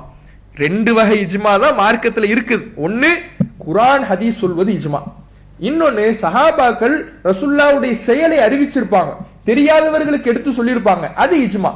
இதுதான் இஜ்மாவை தவிர இதை தாண்டி ஃபமா அதாஹா இவ்விரண்டு அல்லாத எதுவுமே ஃபதஅவா காதிபத்துன், அது பொய்யான வாதம். நபித்தோழர்கள்லாம் ஒன்றுபட்டு இருப்பாங்க, அவங்களுக்கு தெரியாததா? அவங்க வஹியை நேரடியா பார்த்தவங்களாச்சே, அவங்க ரசூலுல்லாஹ்விடத்தில் கற்றவங்களாச்சே, அவங்க எப்படி பொய்யில ஒன்றுபடுவாங்க, அவங்க எப்படி தவறுல ஒன்றுபடுவாங்க? மாற்று கருத்து இல்லைனாலும் அது இஜ்மா தான், அவருக்கு அது ஆதரவு கொடுத்திருக்கலாம் என்று யூகமாக சொல்றீங்கல்ல, இது எல்லாமே பொய்யான வாதம். ஃபபில்லாஹி தஆலா வமனித்தா அன் யுஅர்ரஃப இஜ்மாஅன் ஹாரிஜன் மின் ஹாதைனி நௌஐனி, இந்த இரண்டு வகை அல்லாத வேறு இஜ்மாவை யார் வரையறுக்கிறாரோ ஃபஹாதா ஃபகத் கதிப அலா ஜமீஇ அஹ்லில் இஸ்லாம், அவர் ஒட்டுமொத்த இஸ்லாமிய சமுதாயத்தின் மீதே பொய்யுரைத்தவராவார். வ நஊது பில்லாஹில் அலீம் மின் மிஸ்லி ஹாதா, இது போன்ற காரியத்திலிருந்து அல்லாஹ்விடம் நாம் பாதுகாப்பு தேடுகிறோம் என்று இமாம் இப்னு ஹஸ்ம் அவர் சொல்றார். ரெண்டே இஜ்மா தான், குர்ஆன் ஹதீஸ் இஜ்மா. அந்த ஹதீஸ்ல ஒரு வகை இருக்குது கூடுதலா. என்ன வகை? சில செய்தி சில சஹாபாக்களுக்கு மட்டும் தெரியும், அதை பிற சஹாபாக்களுக்கு அவங்க எடுத்து சொல்லியிருப்பாங்க, அவங்க அதை ஆமோதித்து இருப்பார்கள், இது இஜ்மா. இது ஹதீஸை ரசூலுல்லாஹ்வுடைய சொல் செயலை சொன்னதனால் ஒன்றிணைந்தார்களே தவிர யூகத்தையோ அவர்களுடைய சொந்த கருத்தையோ சொன்னதனால் ஒன்றிணையல, இது இஜ்மா. இது ரெண்டை தாண்டி வேற எதுலையுமே இஜ்மா கிடையாது. இது ரெண்டை தாண்டி இஜ்மான்னு சொன்னார்னா அது பொய்யுங்கிறார். இவர் இஜ்மாங்கிறார்ல, முதல்ல இவர் இஜ்மா என்று இதுக்கு பேர் சொன்னாலும் குர்ஆன் ஹதீஸ் தான். நாம என்ன சொல்றோமோ அதுதான் சொல்றார். குர்ஆன் ஹதீஸை தாண்டி மக்கள் ஒன்றிணைவதற்கான எந்த சான்றும் இல்லை. மக்கள் ஒன்றிணைவதற்கான மாற்று கருத்துக்கு அப்பாற்பட்ட ஒரு செய்தினா குர்ஆன் ஹதீஸ். அதைத்தான் அவர் இரண்டு வகைகளாக எடுத்து சொல்றார். அதுதான் உண்மையான இஜ்மாவை தவிர அதை தவிர வேறு எந்த இஜ்மாவும் இல்லை. அப்படி இஜ்மா என்று வாதிடுவதாக இருந்தால் அது பொய்யான வாதம். அப்படி அது உண்மையான அஹ்லு சுன்னத் வல் ஜமாஅத்தினுடைய கொள்கையே இல்லை என்பதை இமாம் இப்னு ஹஸ்ம் அவர்கள் தெரிவிக்கிறார். தெரிவித்துவிட்டு இன்னும் சில செய்திகளையும் அதே இஹ்காம்ங்கிற நூல்ல அவர் சொல்லுகிறார். அதாவது நபித்தோழருங்கிறவங்க ஒ மினல் மஹாலி அயமுர ரசூலுல்லாஹி ஸல்லல்லாஹு அலைஹி வஸல்லம் பித்திபாய் குல்லி காயிலின் மின ஸஹாபா, சஹாபாக்கள்ல இருந்து ஒவ்வொருவரையும் பின்பற்றணும் அப்படின்னு ரசூலுல்லாஹ் சொல்வது அசாத்தியமான ஒரு விஷயம். ஏன்னா சில பேர் ஒன்னு ஹலால்பாங்க, அதே விஷயத்த சில பேர் ஹராம்பாங்க. இப்படி சஹாபாக்களுக்கு மத்தியிலேயே கருத்து வேறுபாடு இருக்கும் பொழுது கருத்து வேறுபாடு உள்ளவர்களை ரசூலுல்லாஹ் எப்படி பின்பற்ற சொல்லியிருப்பாங்க? நீங்க என்ன சொல்றீங்கன்னா இதுக்கு மார்க்க சாயம் பூசுறீங்க. ரசூலுல்லாஹ் பின்பற்ற சொல்லிட்டாங்க, இதுக்கு ஆதாரம் இருக்குது, குர்ஆன் பின்பற்ற சொல்லிடுச்சுன்னு எப்படி பின்பற்ற சொல்லுவாங்க? அவர்களுக்கு மத்தியில கருத்து வேறுபாடு இருந்துச்சே, ஒரே விஷயத்த ஒருத்தவங்க ஹலாலுங்கிறாங்க, இன்னொருத்தவங்க ஹராம்ங்கிறாங்களே, இப்படி உள்ளவங்களை எப்படி பின்பற்ற சொல்லியிருப்பாங்க? நீங்க பின்பற்றதான் சொன்னாங்கன்னா சமுரா பின் ஜுந்துப் ரலியல்லாஹு அன்ஹு அவர்கள் மதுவை விற்பனை செஞ்சார், நீங்க அதை ஹலால்னு சொல்லிடுவீங்களா? இமாம் அதாவது அபூ தல்ஹா ரலியல்லாஹு அவர்கள் நோன்புல பனிக்கட்டியை சாப்பிடலான்னு சொன்னார். அதை நீங்க சாப்பிடலாம்னு சொல்லுவீங்களா, அதை ஹலால்னு சொல்லுவீங்களா? இப்படி பல விஷயங்களை அவர் என்ன பண்றாரு, பட்டியல் போட்டு விட்டு அவர் சொல்றாரு, தரக்குனாக ஹவுஃப தத்வீலி பிஹா, நீ இது இன்னும் நீண்டுடும் அப்படிங்கிறதுக்காக இதை நாம விட்டுட்டோம். ஒக்கது காட சஹாபத்து யக்கூலுன பி ஆராயிஹிம் ஃபி அஸ்ரிஹி ஸல்லல்லாஹு அலைஹி வஸல்லம், சஹாபாக்கள் தங்களுடைய ரசூல்லா வாழுகின்ற காலத்திலேயே தங்களுடைய கருத்துக்களை சொன்னாங்க. அப்போது ஃபயுபல்லிகுஹு தாலிக, அது ரசூல்லாவை அடையும் பொழுது ஃபயுஸவ்விபுல் முஸீப வ யஹ்தில் முஹ்திய, சரியாக சொன்னவரை சரியா சொல்லியிருக்காருன்னு சொல்லுவாங்க, தவறா சொன்னவரை தவறா சொல்லியிருக்காருன்னு சொல்லுவாங்க. இப்படி ரசூல்லாவுடைய காலத்திலேயே தவறாக சஹாபாக்கள் முடிவெடுத்திருக்கிறாங்க பொழுது ஃபதாலிக பஅத மௌத்திஹி ஸல்லல்லாஹு அலைஹி வஸல்லம், ரசூல்லாவுடைய மௌத்துக்கு பிறகு இந்த நிலை அஃஷா வ அக்ஸரு, அதிகமாகவும் இருந்தது, பரவுவதாகவும் இருந்தது. நிறைய தவறான முடிவுகள் அவர்கள் எடுத்திருக்கிறாங்க. அதுக்கு நிறைய பட்டியல் இருக்கு. அதை சொன்னா புத்தகம் நீண்டுங்கிறதுக்காக நான் விட்டுட்டேன் அப்படின்னு சொல்லிட்டு அவர் சொல்றாரு, கைஃப யஜூசு தக்லீது கௌமி யுக்திஊன வ யுஸீபுன், தவறும் செய்வாங்க சில சரியாகவும் சொல்லுவாங்க என்கின்ற ஒரு கூட்டத்தை தக்லீது செய்வது, மாற்று கருத்து இல்லாமல் பின்பற்றுவது எப்படி சரியாகும்? அம் கைஃப யஹில்லு லி முஸ்லிமின் யத்தகில்லாஹ தஆலா, அல்லாஹ்வை அஞ்சுகிற ஒரு முஸ்லிமுக்கு எப்படி ஹலால் ஆகும்? ஐ யகூல ஃபி ஃபுத்திய சாஹிபி மிஸ்ல ஹாதா, இது போன்ற ஒரு நபித்தோழருடைய மார்க்க தீர்ப்புல லா யுகாலு பிர்ரஇ, இது அவர் தன்னுடைய சுய கருத்தை சொல்லி கொண்டு சொல்லியிருக்க மாட்டார் அப்படின்னு யூகமா, இது அவர் சுய கருத்தை சொல்லியிருக்காரு. அவர் யாரு? நபித்தோழராச்சே, ரசூல்லாவை நேரடியா பார்த்தவராச்சே, அவர் எப்படி அவங்க எப்படி யூகமா சொல்லுவாங்க என்று இப்படி சொல்வது இரையச்சவாதியான எந்த ஒரு முஸ்லிமுக்கும் ஹலால் கிடையாது. ஏன்னா நபித்தோழர்கள் தங்களுடைய சுய கருத்தை சொல்லி இருக்கிறாங்க, அதுல தவறான முடிவுகளையும் அவங்க எடுத்திருக்கிறாங்க அப்படிங்கறத நாம பார்த்தோம் அப்படின்னு சொல்றாரு.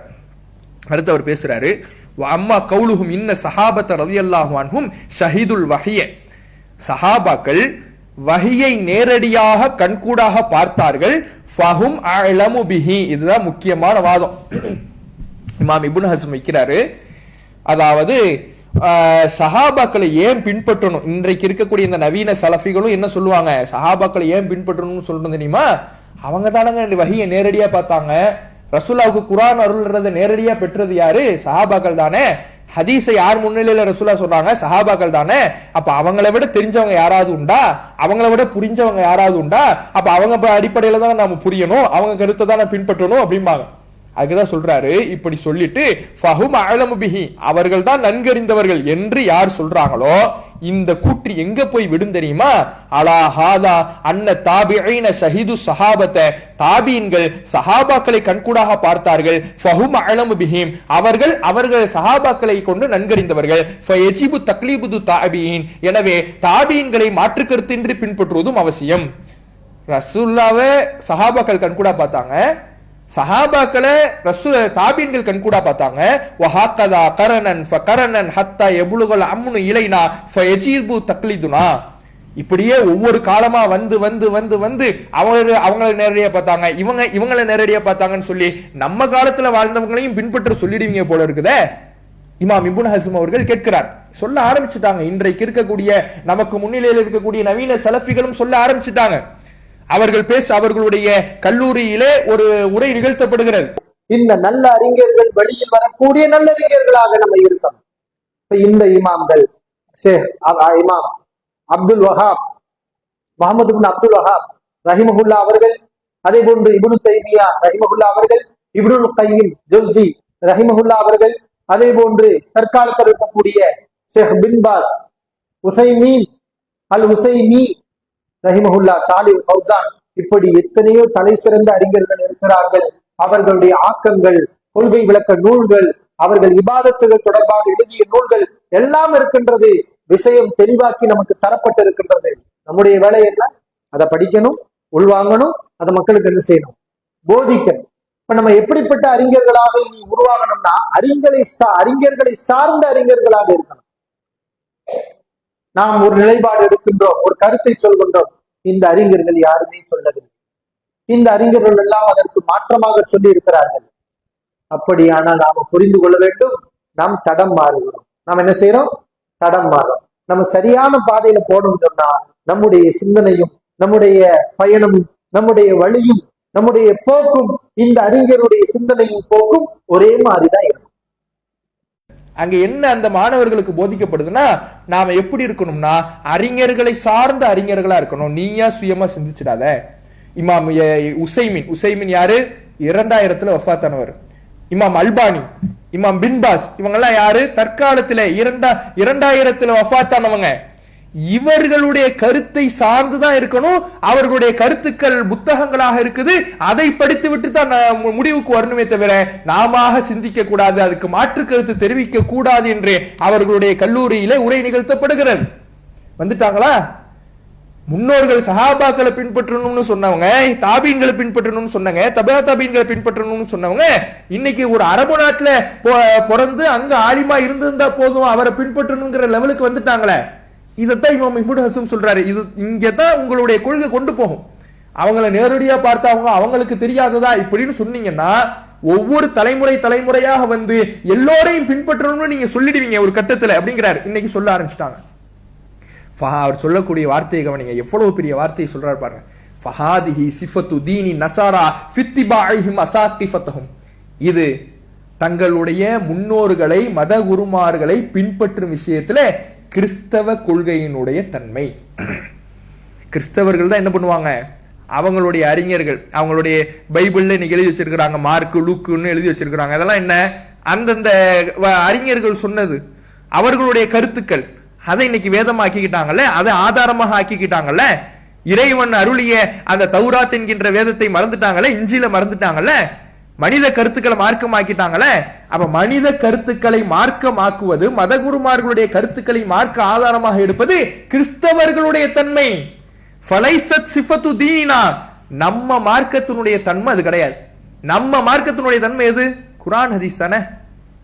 குர்ஆன் ஹதீஸ் தான் நம்முடைய மார்க்கத்தினுடைய தன்மை. மனித கருத்தை மார்க்கமாக்குவது இஸ்லாத்தின் அடிப்படையே கிடையாது. வஹிய மட்டும் மார்க்கமாக்குன்னு சொல்லும் பொழுது அவங்க நன்கறிஞ்சவங்களாச்சே, இவங்க தெரிஞ்சவங்களாச்சே சிறப்புகளை வைத்து மனிதர்களை ஆதாரமாக ஆக்குனீங்கன்னா அது கிறிஸ்தவ கொள்கையை போலத்தான் நம்முடைய கொள்கையை கொண்டு போய் சேர்த்துடும் அப்படின்னு எச்சரிக்கிறார் இமாம் இப்னு ஹஸம். நீங்க போற்றக்கூடிய இமாம்கள் தானே, பல நீங்கள் ஆதாரமாக காட்டக்கூடிய புத்தகங்கள்ல மேற்கோள் காட்டப்படக்கூடிய ஒரு இமாம் தானே இமாம் இப்னு ஹஸம். அவர் சொல்லியிருக்கிறாரே, அப்ப இவரும் வழிகட்டவர்னு சொல்ல போறீங்களா, அல்லது இவருக்கு என்ன முடிவு சொல்ல போறீங்க? ஒரு விஷயத்தை புரிஞ்சுங்க, மக்கள் சிந்திக்கணும். குர்ஆன் ஹதீஸ் மட்டும்தான் மார்க்கம்னு சொல்லும் பொழுது அது எப்படிங்க வழிகேடாகும்? யோசிச்சு பாருங்க. நாம என்ன சொல்றோம், தௌஹீத் ஜமாத் என்ன சொல்லுது? குர்ஆன் ஹதீஸ் மட்டும்தான் மார்க்கம்னு சொல்லுது. இது எப்படி வழிகேடாகும்? இதை வழிகேடுங்கிறாங்க இவங்க. மனித கருத்துக்களை பின்பற்றினாதான் வழிகேடு இல்ல, அதுதான் வெற்றிக்கு கொண்டு போய் சேரும். குர்ஆன் ஹதீஸ் மட்டும் நின்றா வழிகேடு அப்படிங்கிறாங்கன்னா அப்ப இறை வார்த்தையை வழிகேடுன்னு சொல்றாங்களா? இறைவனுடைய வார்த்தையை இறை வழிகாட்டலில் வஹீயில் மட்டும் நின்றால் நீ வழிகேட்டுக்கு போய் நின்று விழுந்துடுன்னு சொல்றாங்களா? இவ்வளவு பெரிய அபாண்டத்தை, இவ்வளவு பெரிய மோசமான கருத்தை இவங்க சொல்றாங்க. யோசிச்சு பாருங்க. அப்ப இவர் சொல்லக்கூடிய வார்த்தை இன்னும் கவனிங்க. இமாம் இப்னு ஹஸம் தொடர்ச்சியா பேசுறாரு. ஒக்கது குல்னா வனக்கூலு இன்ன குல்ல மஹ்தஜ் பிஹி மிம்மா தக்கர்னா.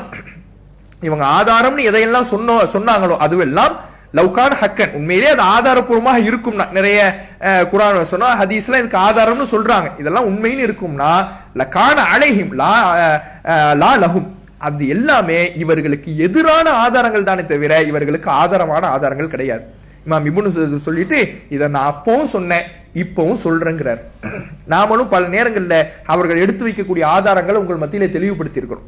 எதுவுமே இவர் நபித்தோழர்களை பின்பற்ற வேண்டும் என்பதற்கோ, இமாம்களை பின்பற்ற வேண்டும் என்பதற்கோ, மனித கருத்தை மார்க்க வேண்டும் என்பதற்கோ ஆதாரமே இல்லை.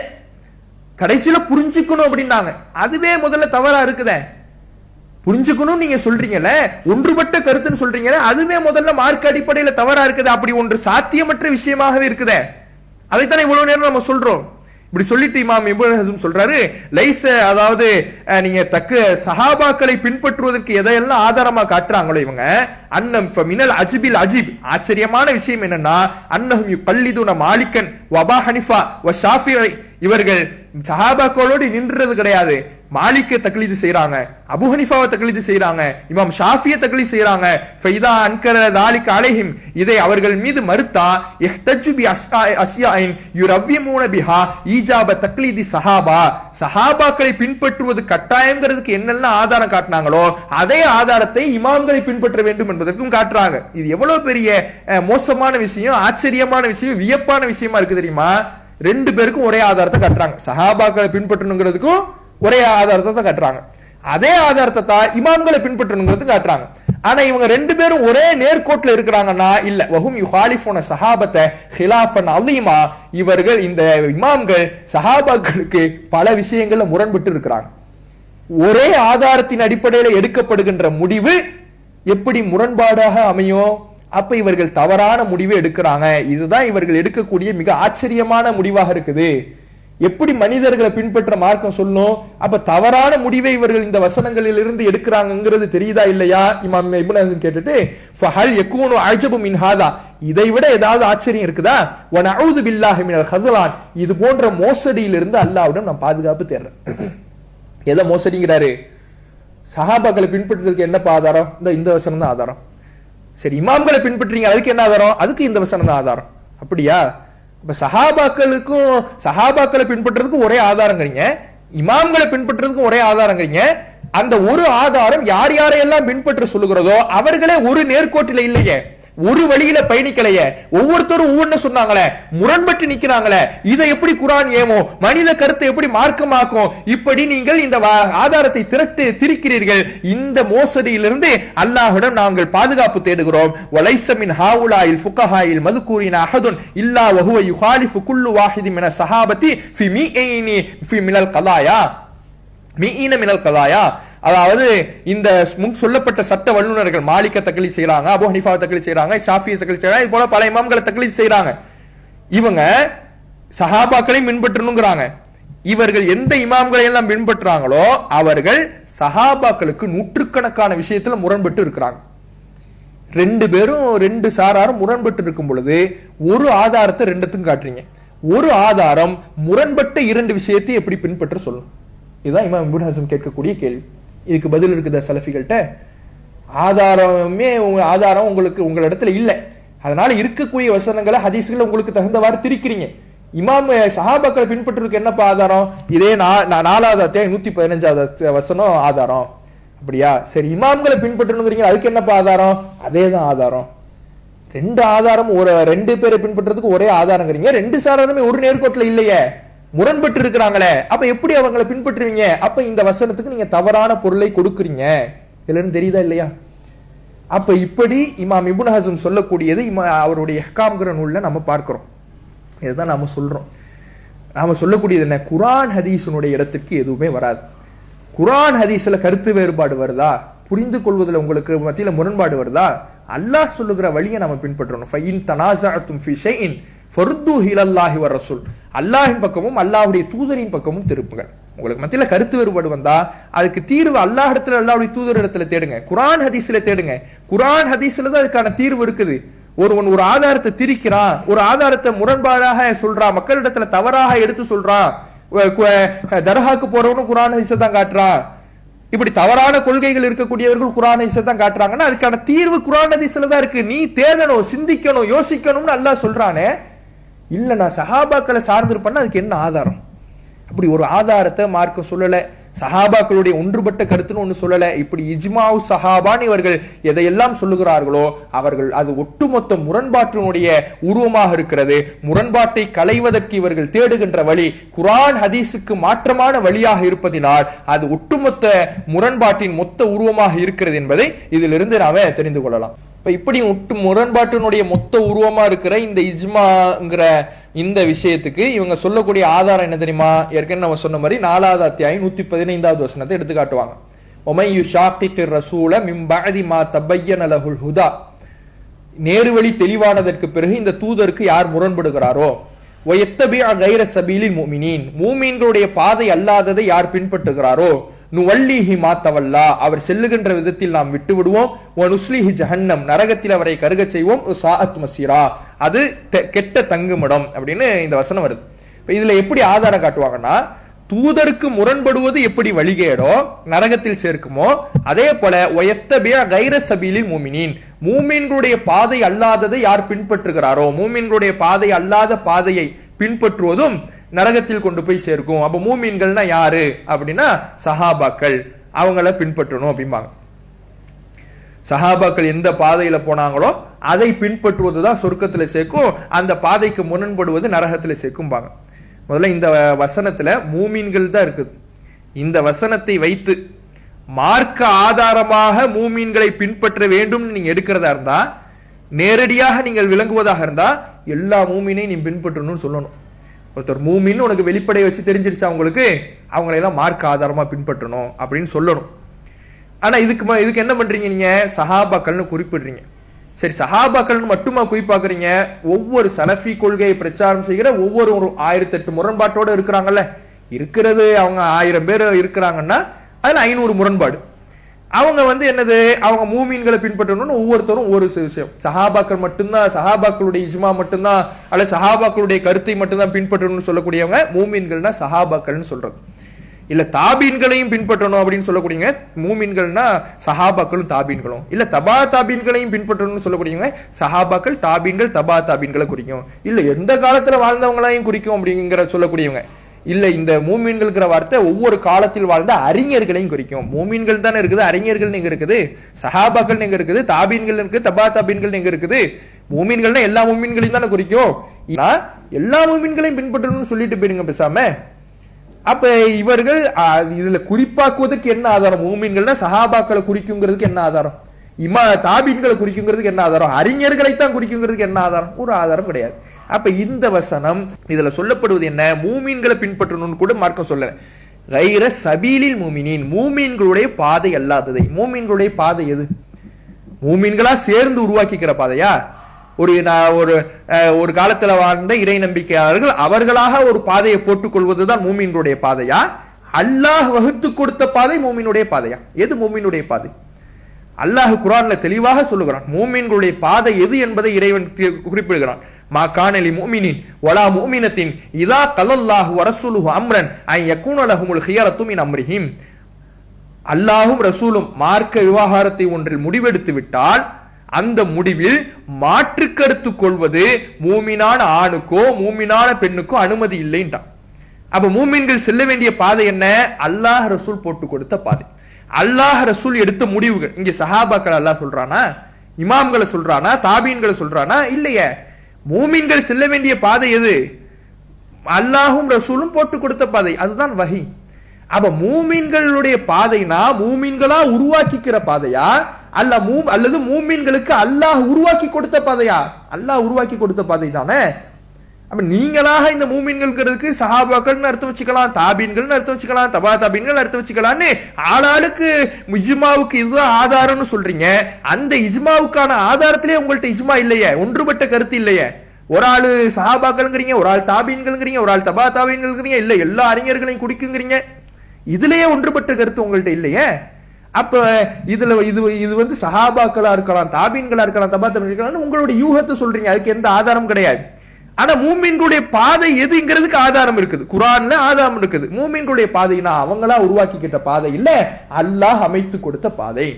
அல்லாஹ் இன்னும் சொல்றான், ஏற்கனவே நம்ம சொன்ன வசனம் தான், யா அய்யுஹல்லதீன ஆமனு, ஈமான் கொண்டவர்களே, மூமின்களே, மூமின்கள் செல்ல வேண்டிய பாதை எது? அத்தியுல்லாஹ வ அத்தியு ரசூல், அல்லாஹ்வுக்கு கட்டுப்படணும், அல்லாஹ்வுடைய தூதருக்கு கட்டுப்படணும். இதுதான் மூமின்கள் செல்ல வேண்டிய பாதை. உலில் அம்ரி மின்கும், அதிகாரம் உள்ளவர்களுக்கு, இஸ்லாமிய ஆட்சியாளர்கள் இருந்தால் அவங்களுக்கு கட்டுப்படுங்க.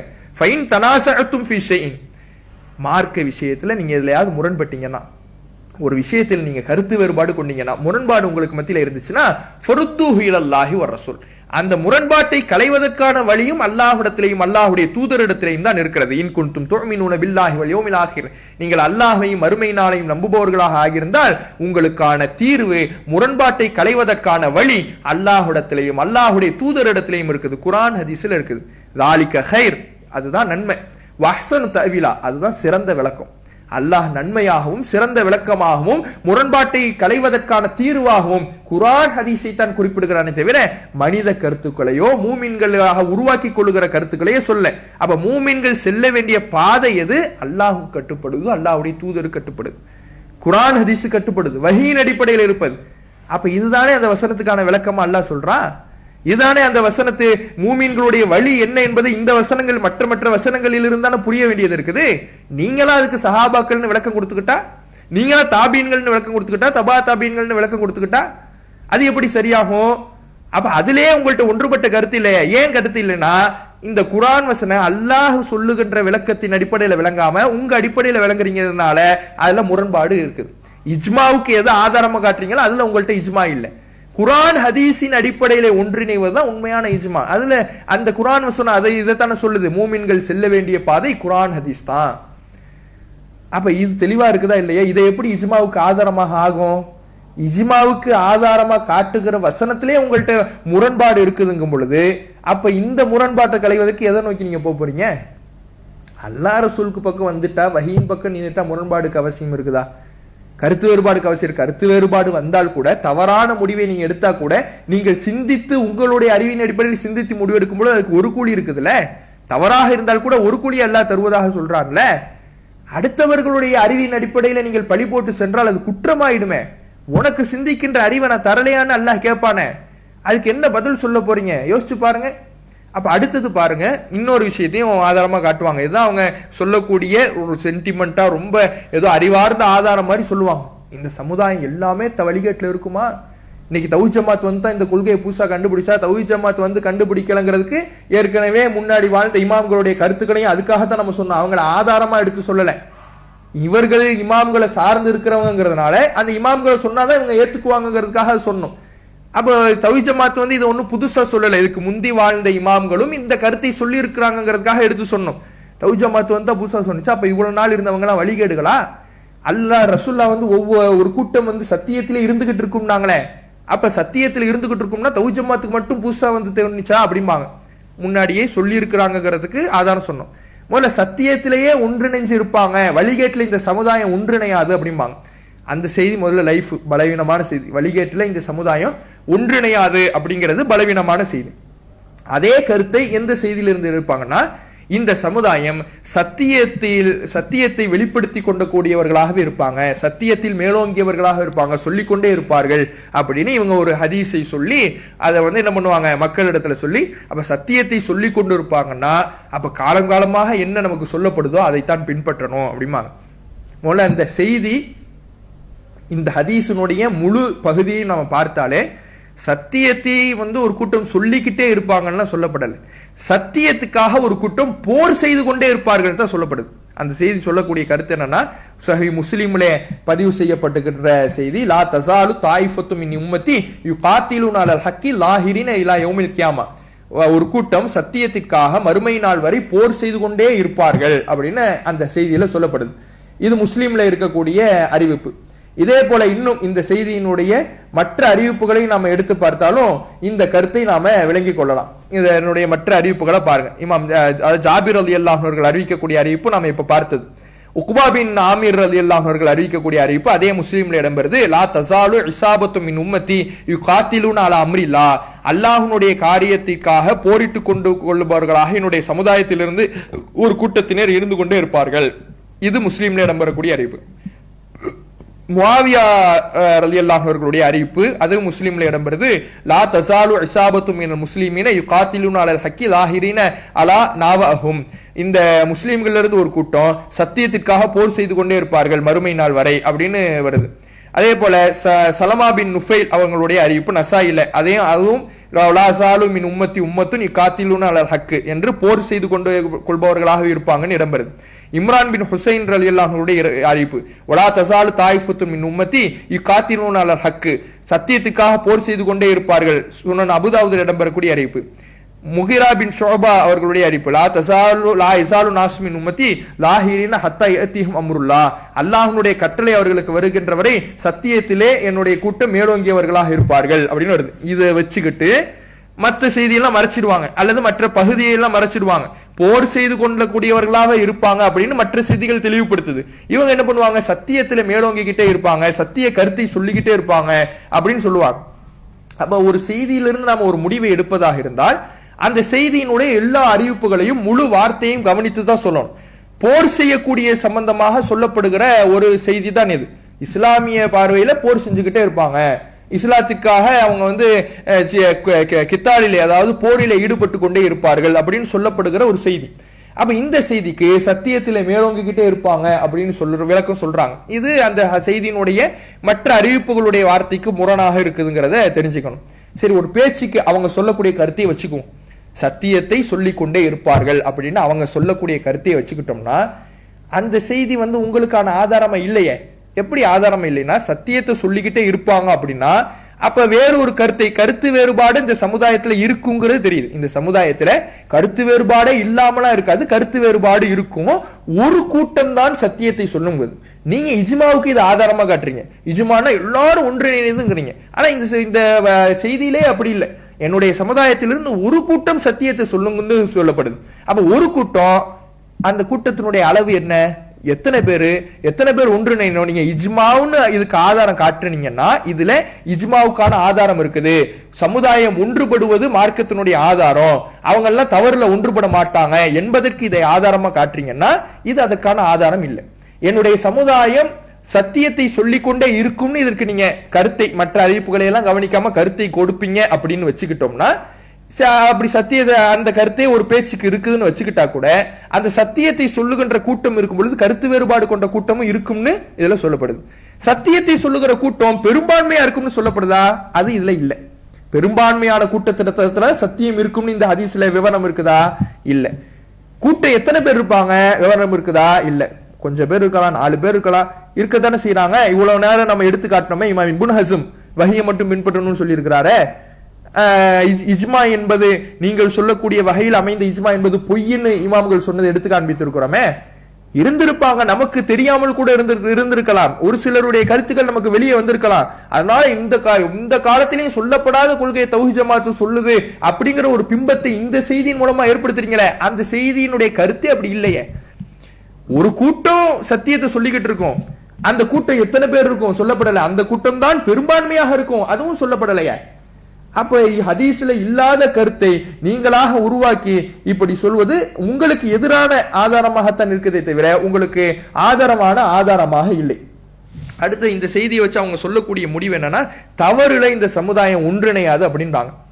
ஆனா ஹதீஸுக்கு மாற்றமாகவே இஜ்மா எடுத்திருக்கிறாங்க. நேரடி ஹதீஸுக்கு மாற்றமாகவே இஜ்மா எடுத்திருக்கிறாங்க. இஜ்மாவுல தவறே வராது, தவறுக்கு அப்பாற்பட்ட ஆதாரம், தவறுல எப்படி இந்த சமுதாயம் ஒன்றிணையும், அப்ப அது அந்த இஜ்மாங்கிறது பின்பற்றுவதற்கு தகுதியானது அப்படிலாம் சொன்னாங்களே, அதுல உள்ள பல குளறுபடிகளை ஏற்கனவே பார்த்தோம்.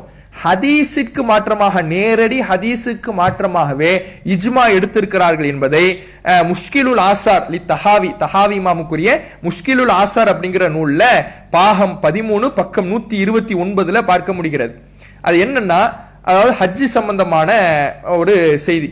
துபா அப்படிங்கிற ஒரு நபி தோழியர் ரசூல்லாவிடத்துல சென்று, நீ ஹஜ், ரசூல்லா வந்து அவங்கள்ட்ட சொல்றாங்க, லுபா அப்படிங்கிற நபி தோழியர்கிட்ட சொல்றாங்க, நீ ஹஜ் செய்ய விரும்புறியா அப்படின்னு கேட்கிறாங்க.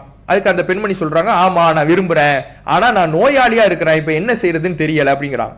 அப்ப ரசூல்லா சொல்றாங்க, அப்ப நீ முன் நிபந்தனையிட்டு இஹ்ராம் கட்டிக்க. முன் நிபந்தனை என்ன? இறைவா, நீ எந்த இடத்துல என்ன வந்து தடுக்கிறியோ, எனக்கு வந்து ஹஜ் செய்ய முடியாம என்னுடைய நோய் அதிகமாகுதோ, அது வந்து நான் ஹஜ்ஜில் இஹ்ராமிலிருந்து விடுபடுற இடம் அப்படின்னு நீ முன் நிபந்தனையிட்டு இஹ்ராம் கட்டிக்க அப்படின்னு ரசூலா சொல்றாங்க. நீ நோயாளியா இருக்கிறீன்னா, ஹஜ் செய்ய உன்னால கொஞ்சம் சிரமமா இருக்குன்னா நீ போ, ஹஜ்ஜுக்கு போ, உனக்கு அதை நான் அனுமதி கொடுக்குறேன். ஆனா நீ முன் நிபந்தனை இட்டுக்க. என்ன முன் நிபந்தனை இட்டுக்க? எங்க வந்து நோயினால் ஹஜ் செய்ய முடியாமல் போகுதோ அந்த இடம் தான் நான் இஹ்ராமிலிருந்து விடுபடுகின்ற இடம் அப்படின்னு நீ முன் நிபந்தனை இட்டுக்க அப்படின்னு ரசூலா சொல்லி கொடுக்குறாங்க. இந்த செய்திக்கு மாற்றமாக இஜ்மா எடுக்கப்பட்டதாக இமாம் தஹாவி அவர்கள் சொல்றாங்க. அவங்க எப்படி இஜ்மா எடுக்கிறாங்கன்னா, இந்த ஹதீஸ் சொல்லக்கூடிய கருத்துக்கு அப்படியே மாற்றமா சொல்றாங்க. ஹஜ் இலகுவாக இருந்தால் நான் அதை விரும்புறேன், அவ்வாறு இல்லை உம்ரா இதுல இலகுவா இருக்கும்னா நான் அதை விரும்புறேன், அதுவும் இல்லைன்னா என் மேல எந்த குற்றமும் இல்லை இப்படி நீங்க சொல்லிங்க. ரசூல்லா சொல்லி கொடுத்தது ஒண்ணு, இந்த இஜ்மாவின் மூலமாக இமாம்கள் சொல்லி கொடுக்கிறது ஒண்ணு. இவங்க என்ன சொல்லி கொடுக்குறாங்க? ஹஜ்ஜி லேசா இருந்தா அதை நான் விரும்புறேன், என்ன செய்யவையே, இல்லைன்னா என்ன உம்ராவை செய்யவையே, இல்லைன்னா என் மேல எந்த குற்றம் இல்லை இப்படி சொல்லுங்க அப்படின்னு சொல்றாங்க. இமாம் தஹாவி சொல்றாரு, சும்மா நதர்னா ஃபீமா அலைஹி ஃபுகஹாவுல் அம்சாரி ஃபி ஹாதல் பாபி மின் அஹ்லில் ஹரமைனி வ மின் அஹ்லில் அம்சாரி சிவாஹும் இம்மா ததூரு அலைஹிமுல் ஃபுத்தியா கபி ஹனீஃபா வ அஸ்ஹாபிஹி வ மாலிகின் வ அஸ்ஹாபிஹி வ ஷாஃபிஈ வ அஸ்ஹாபிஹி. நாம அதாவது பல நகரங்களுடைய ஃபுகஹாக்கள் சட்ட வல்லுநர்களை கவனிக்கிறோம். இன்னும் ஃபத்வாக்கள் மார்க்க தீர்ப்புகள் எவர்களை சுற்றி வருமோ அப்படிப்பட்ட அபு ஹனிஃபா அவருடைய மாணவர்கள், மாலிக் அவருடைய மாணவர்கள், ஷாஃபி அவருடைய மாணவர்கள், ஃபீமன் சிவாஹும் மின் அம்சாலிஹிம் இவர்களை போன்ற மற்றவர்களையும் நாம கவனிக்கிறோம். ஃபவஜத்னாஹும் ஜமீஅன் அலா ஹிலாஃபி மா ஃபி ஹதீஸி லுபாஆ. லுபாஆ ரலியல்லாஹு அன்ஹா அவர்களுடைய ஹதீஸிலே என்ன கருத்து சொல்லப்பட்டிருக்குதோ அதற்கு மாற்றமானதில் அவர்கள் ஒன்றிணைந்தவர்களாக அவர்களை நாம பார்க்கிறோம். ஹதீஸுக்கு மாற்றமாக இஜ்மாவை எடுத்திருக்கிறாங்க இமாம் தஹாவி குறிப்பிடுறாரு. அப்ப தவறுல ஒன்றிணைய மாட்டாங்க, மார்க்கத்துக்கு புறமான காரியத்துல இஜ்மா ஏற்படவே ஏற்படாதுங்கிறீங்களே, ஒன்றிணைஞ்சிருக்கிறாங்களே.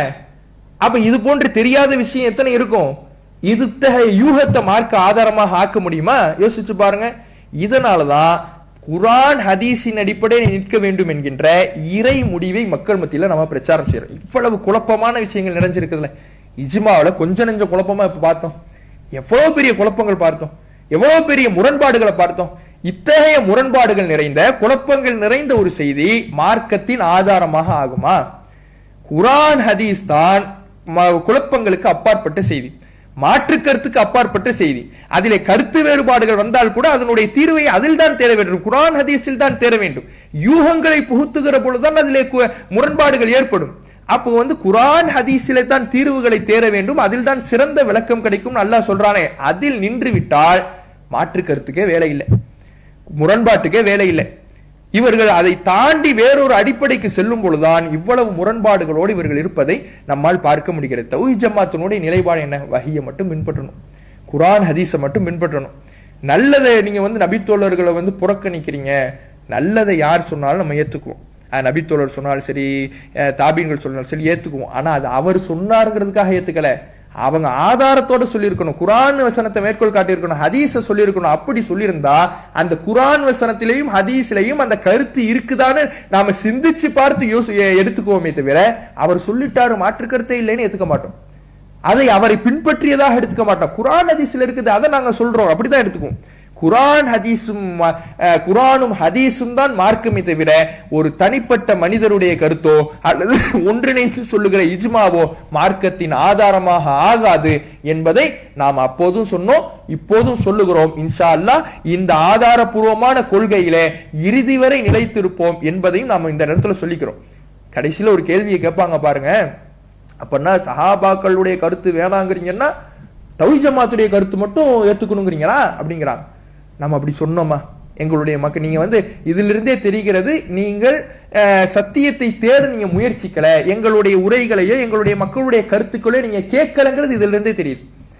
நாங்க என்ன சொல்றோம், எங்களுடைய மக்கள்கிட்ட கேட்டு பாருங்க, எங்களுடைய உரைகளை தேடி பாருங்க. ஆரம்பத்திலிருந்து இப்போது வரை நாங்கள் சொல்லக்கூடியது என்ன?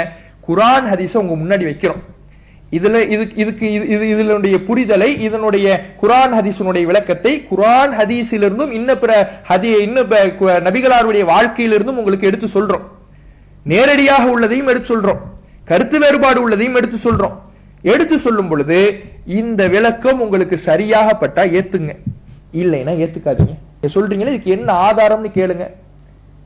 ஆதாரபூர்வமாக சொன்னால் இந்த ஜமாத்தில் நீங்க போய் இந்த ஜமாத் ஆதாரத்திற்கு அப்பாற்பட்டு செல்லுதுன்னா இந்த ஜமாத்தையே வேண்டாம் என்று நாங்கள் சொல்லக்கூடியவர்கள். நாங்கள் இயக்கத்திற்காக இருப்பவர்கள் அல்ல.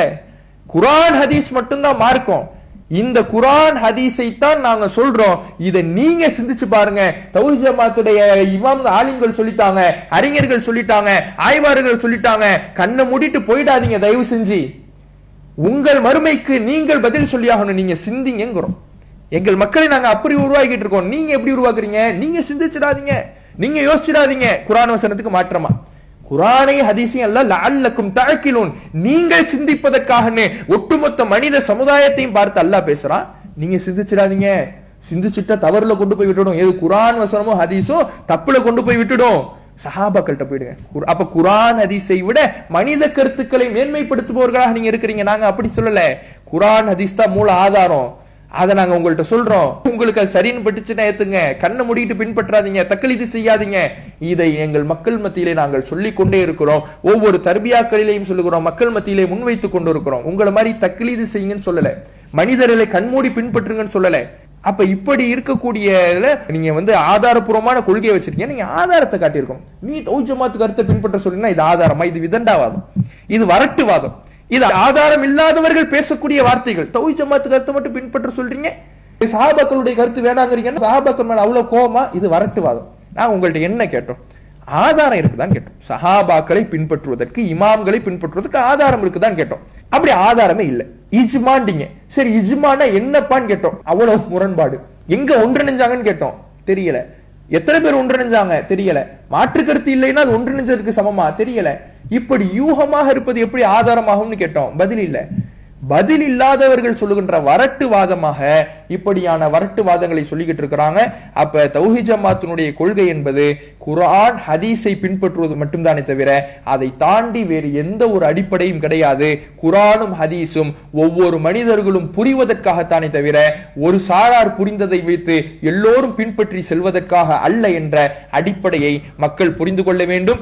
இந்த சத்தியத்தை நோக்கி அவர்களின் கொள்கையிலிருந்தே வந்து கொண்டிருக்கிறாங்க. ஏன்னா அவங்களுடைய அந்த இயக்கம் இருக்குதே, ஜாக்குன்னு சொல்றாங்களா, அது உருவாக்கப்பட்டதே குர்ஆன் ஹதீஸுக்காகத்தான். ஜமியத்து அஹ்லில் குர்ஆன் வல் ஹதீஸ், குர்ஆன் ஹதீஸை பின்பற்றுபவர்களின் கூட்டமைப்பு தான் ஆரம்பிச்சாங்க.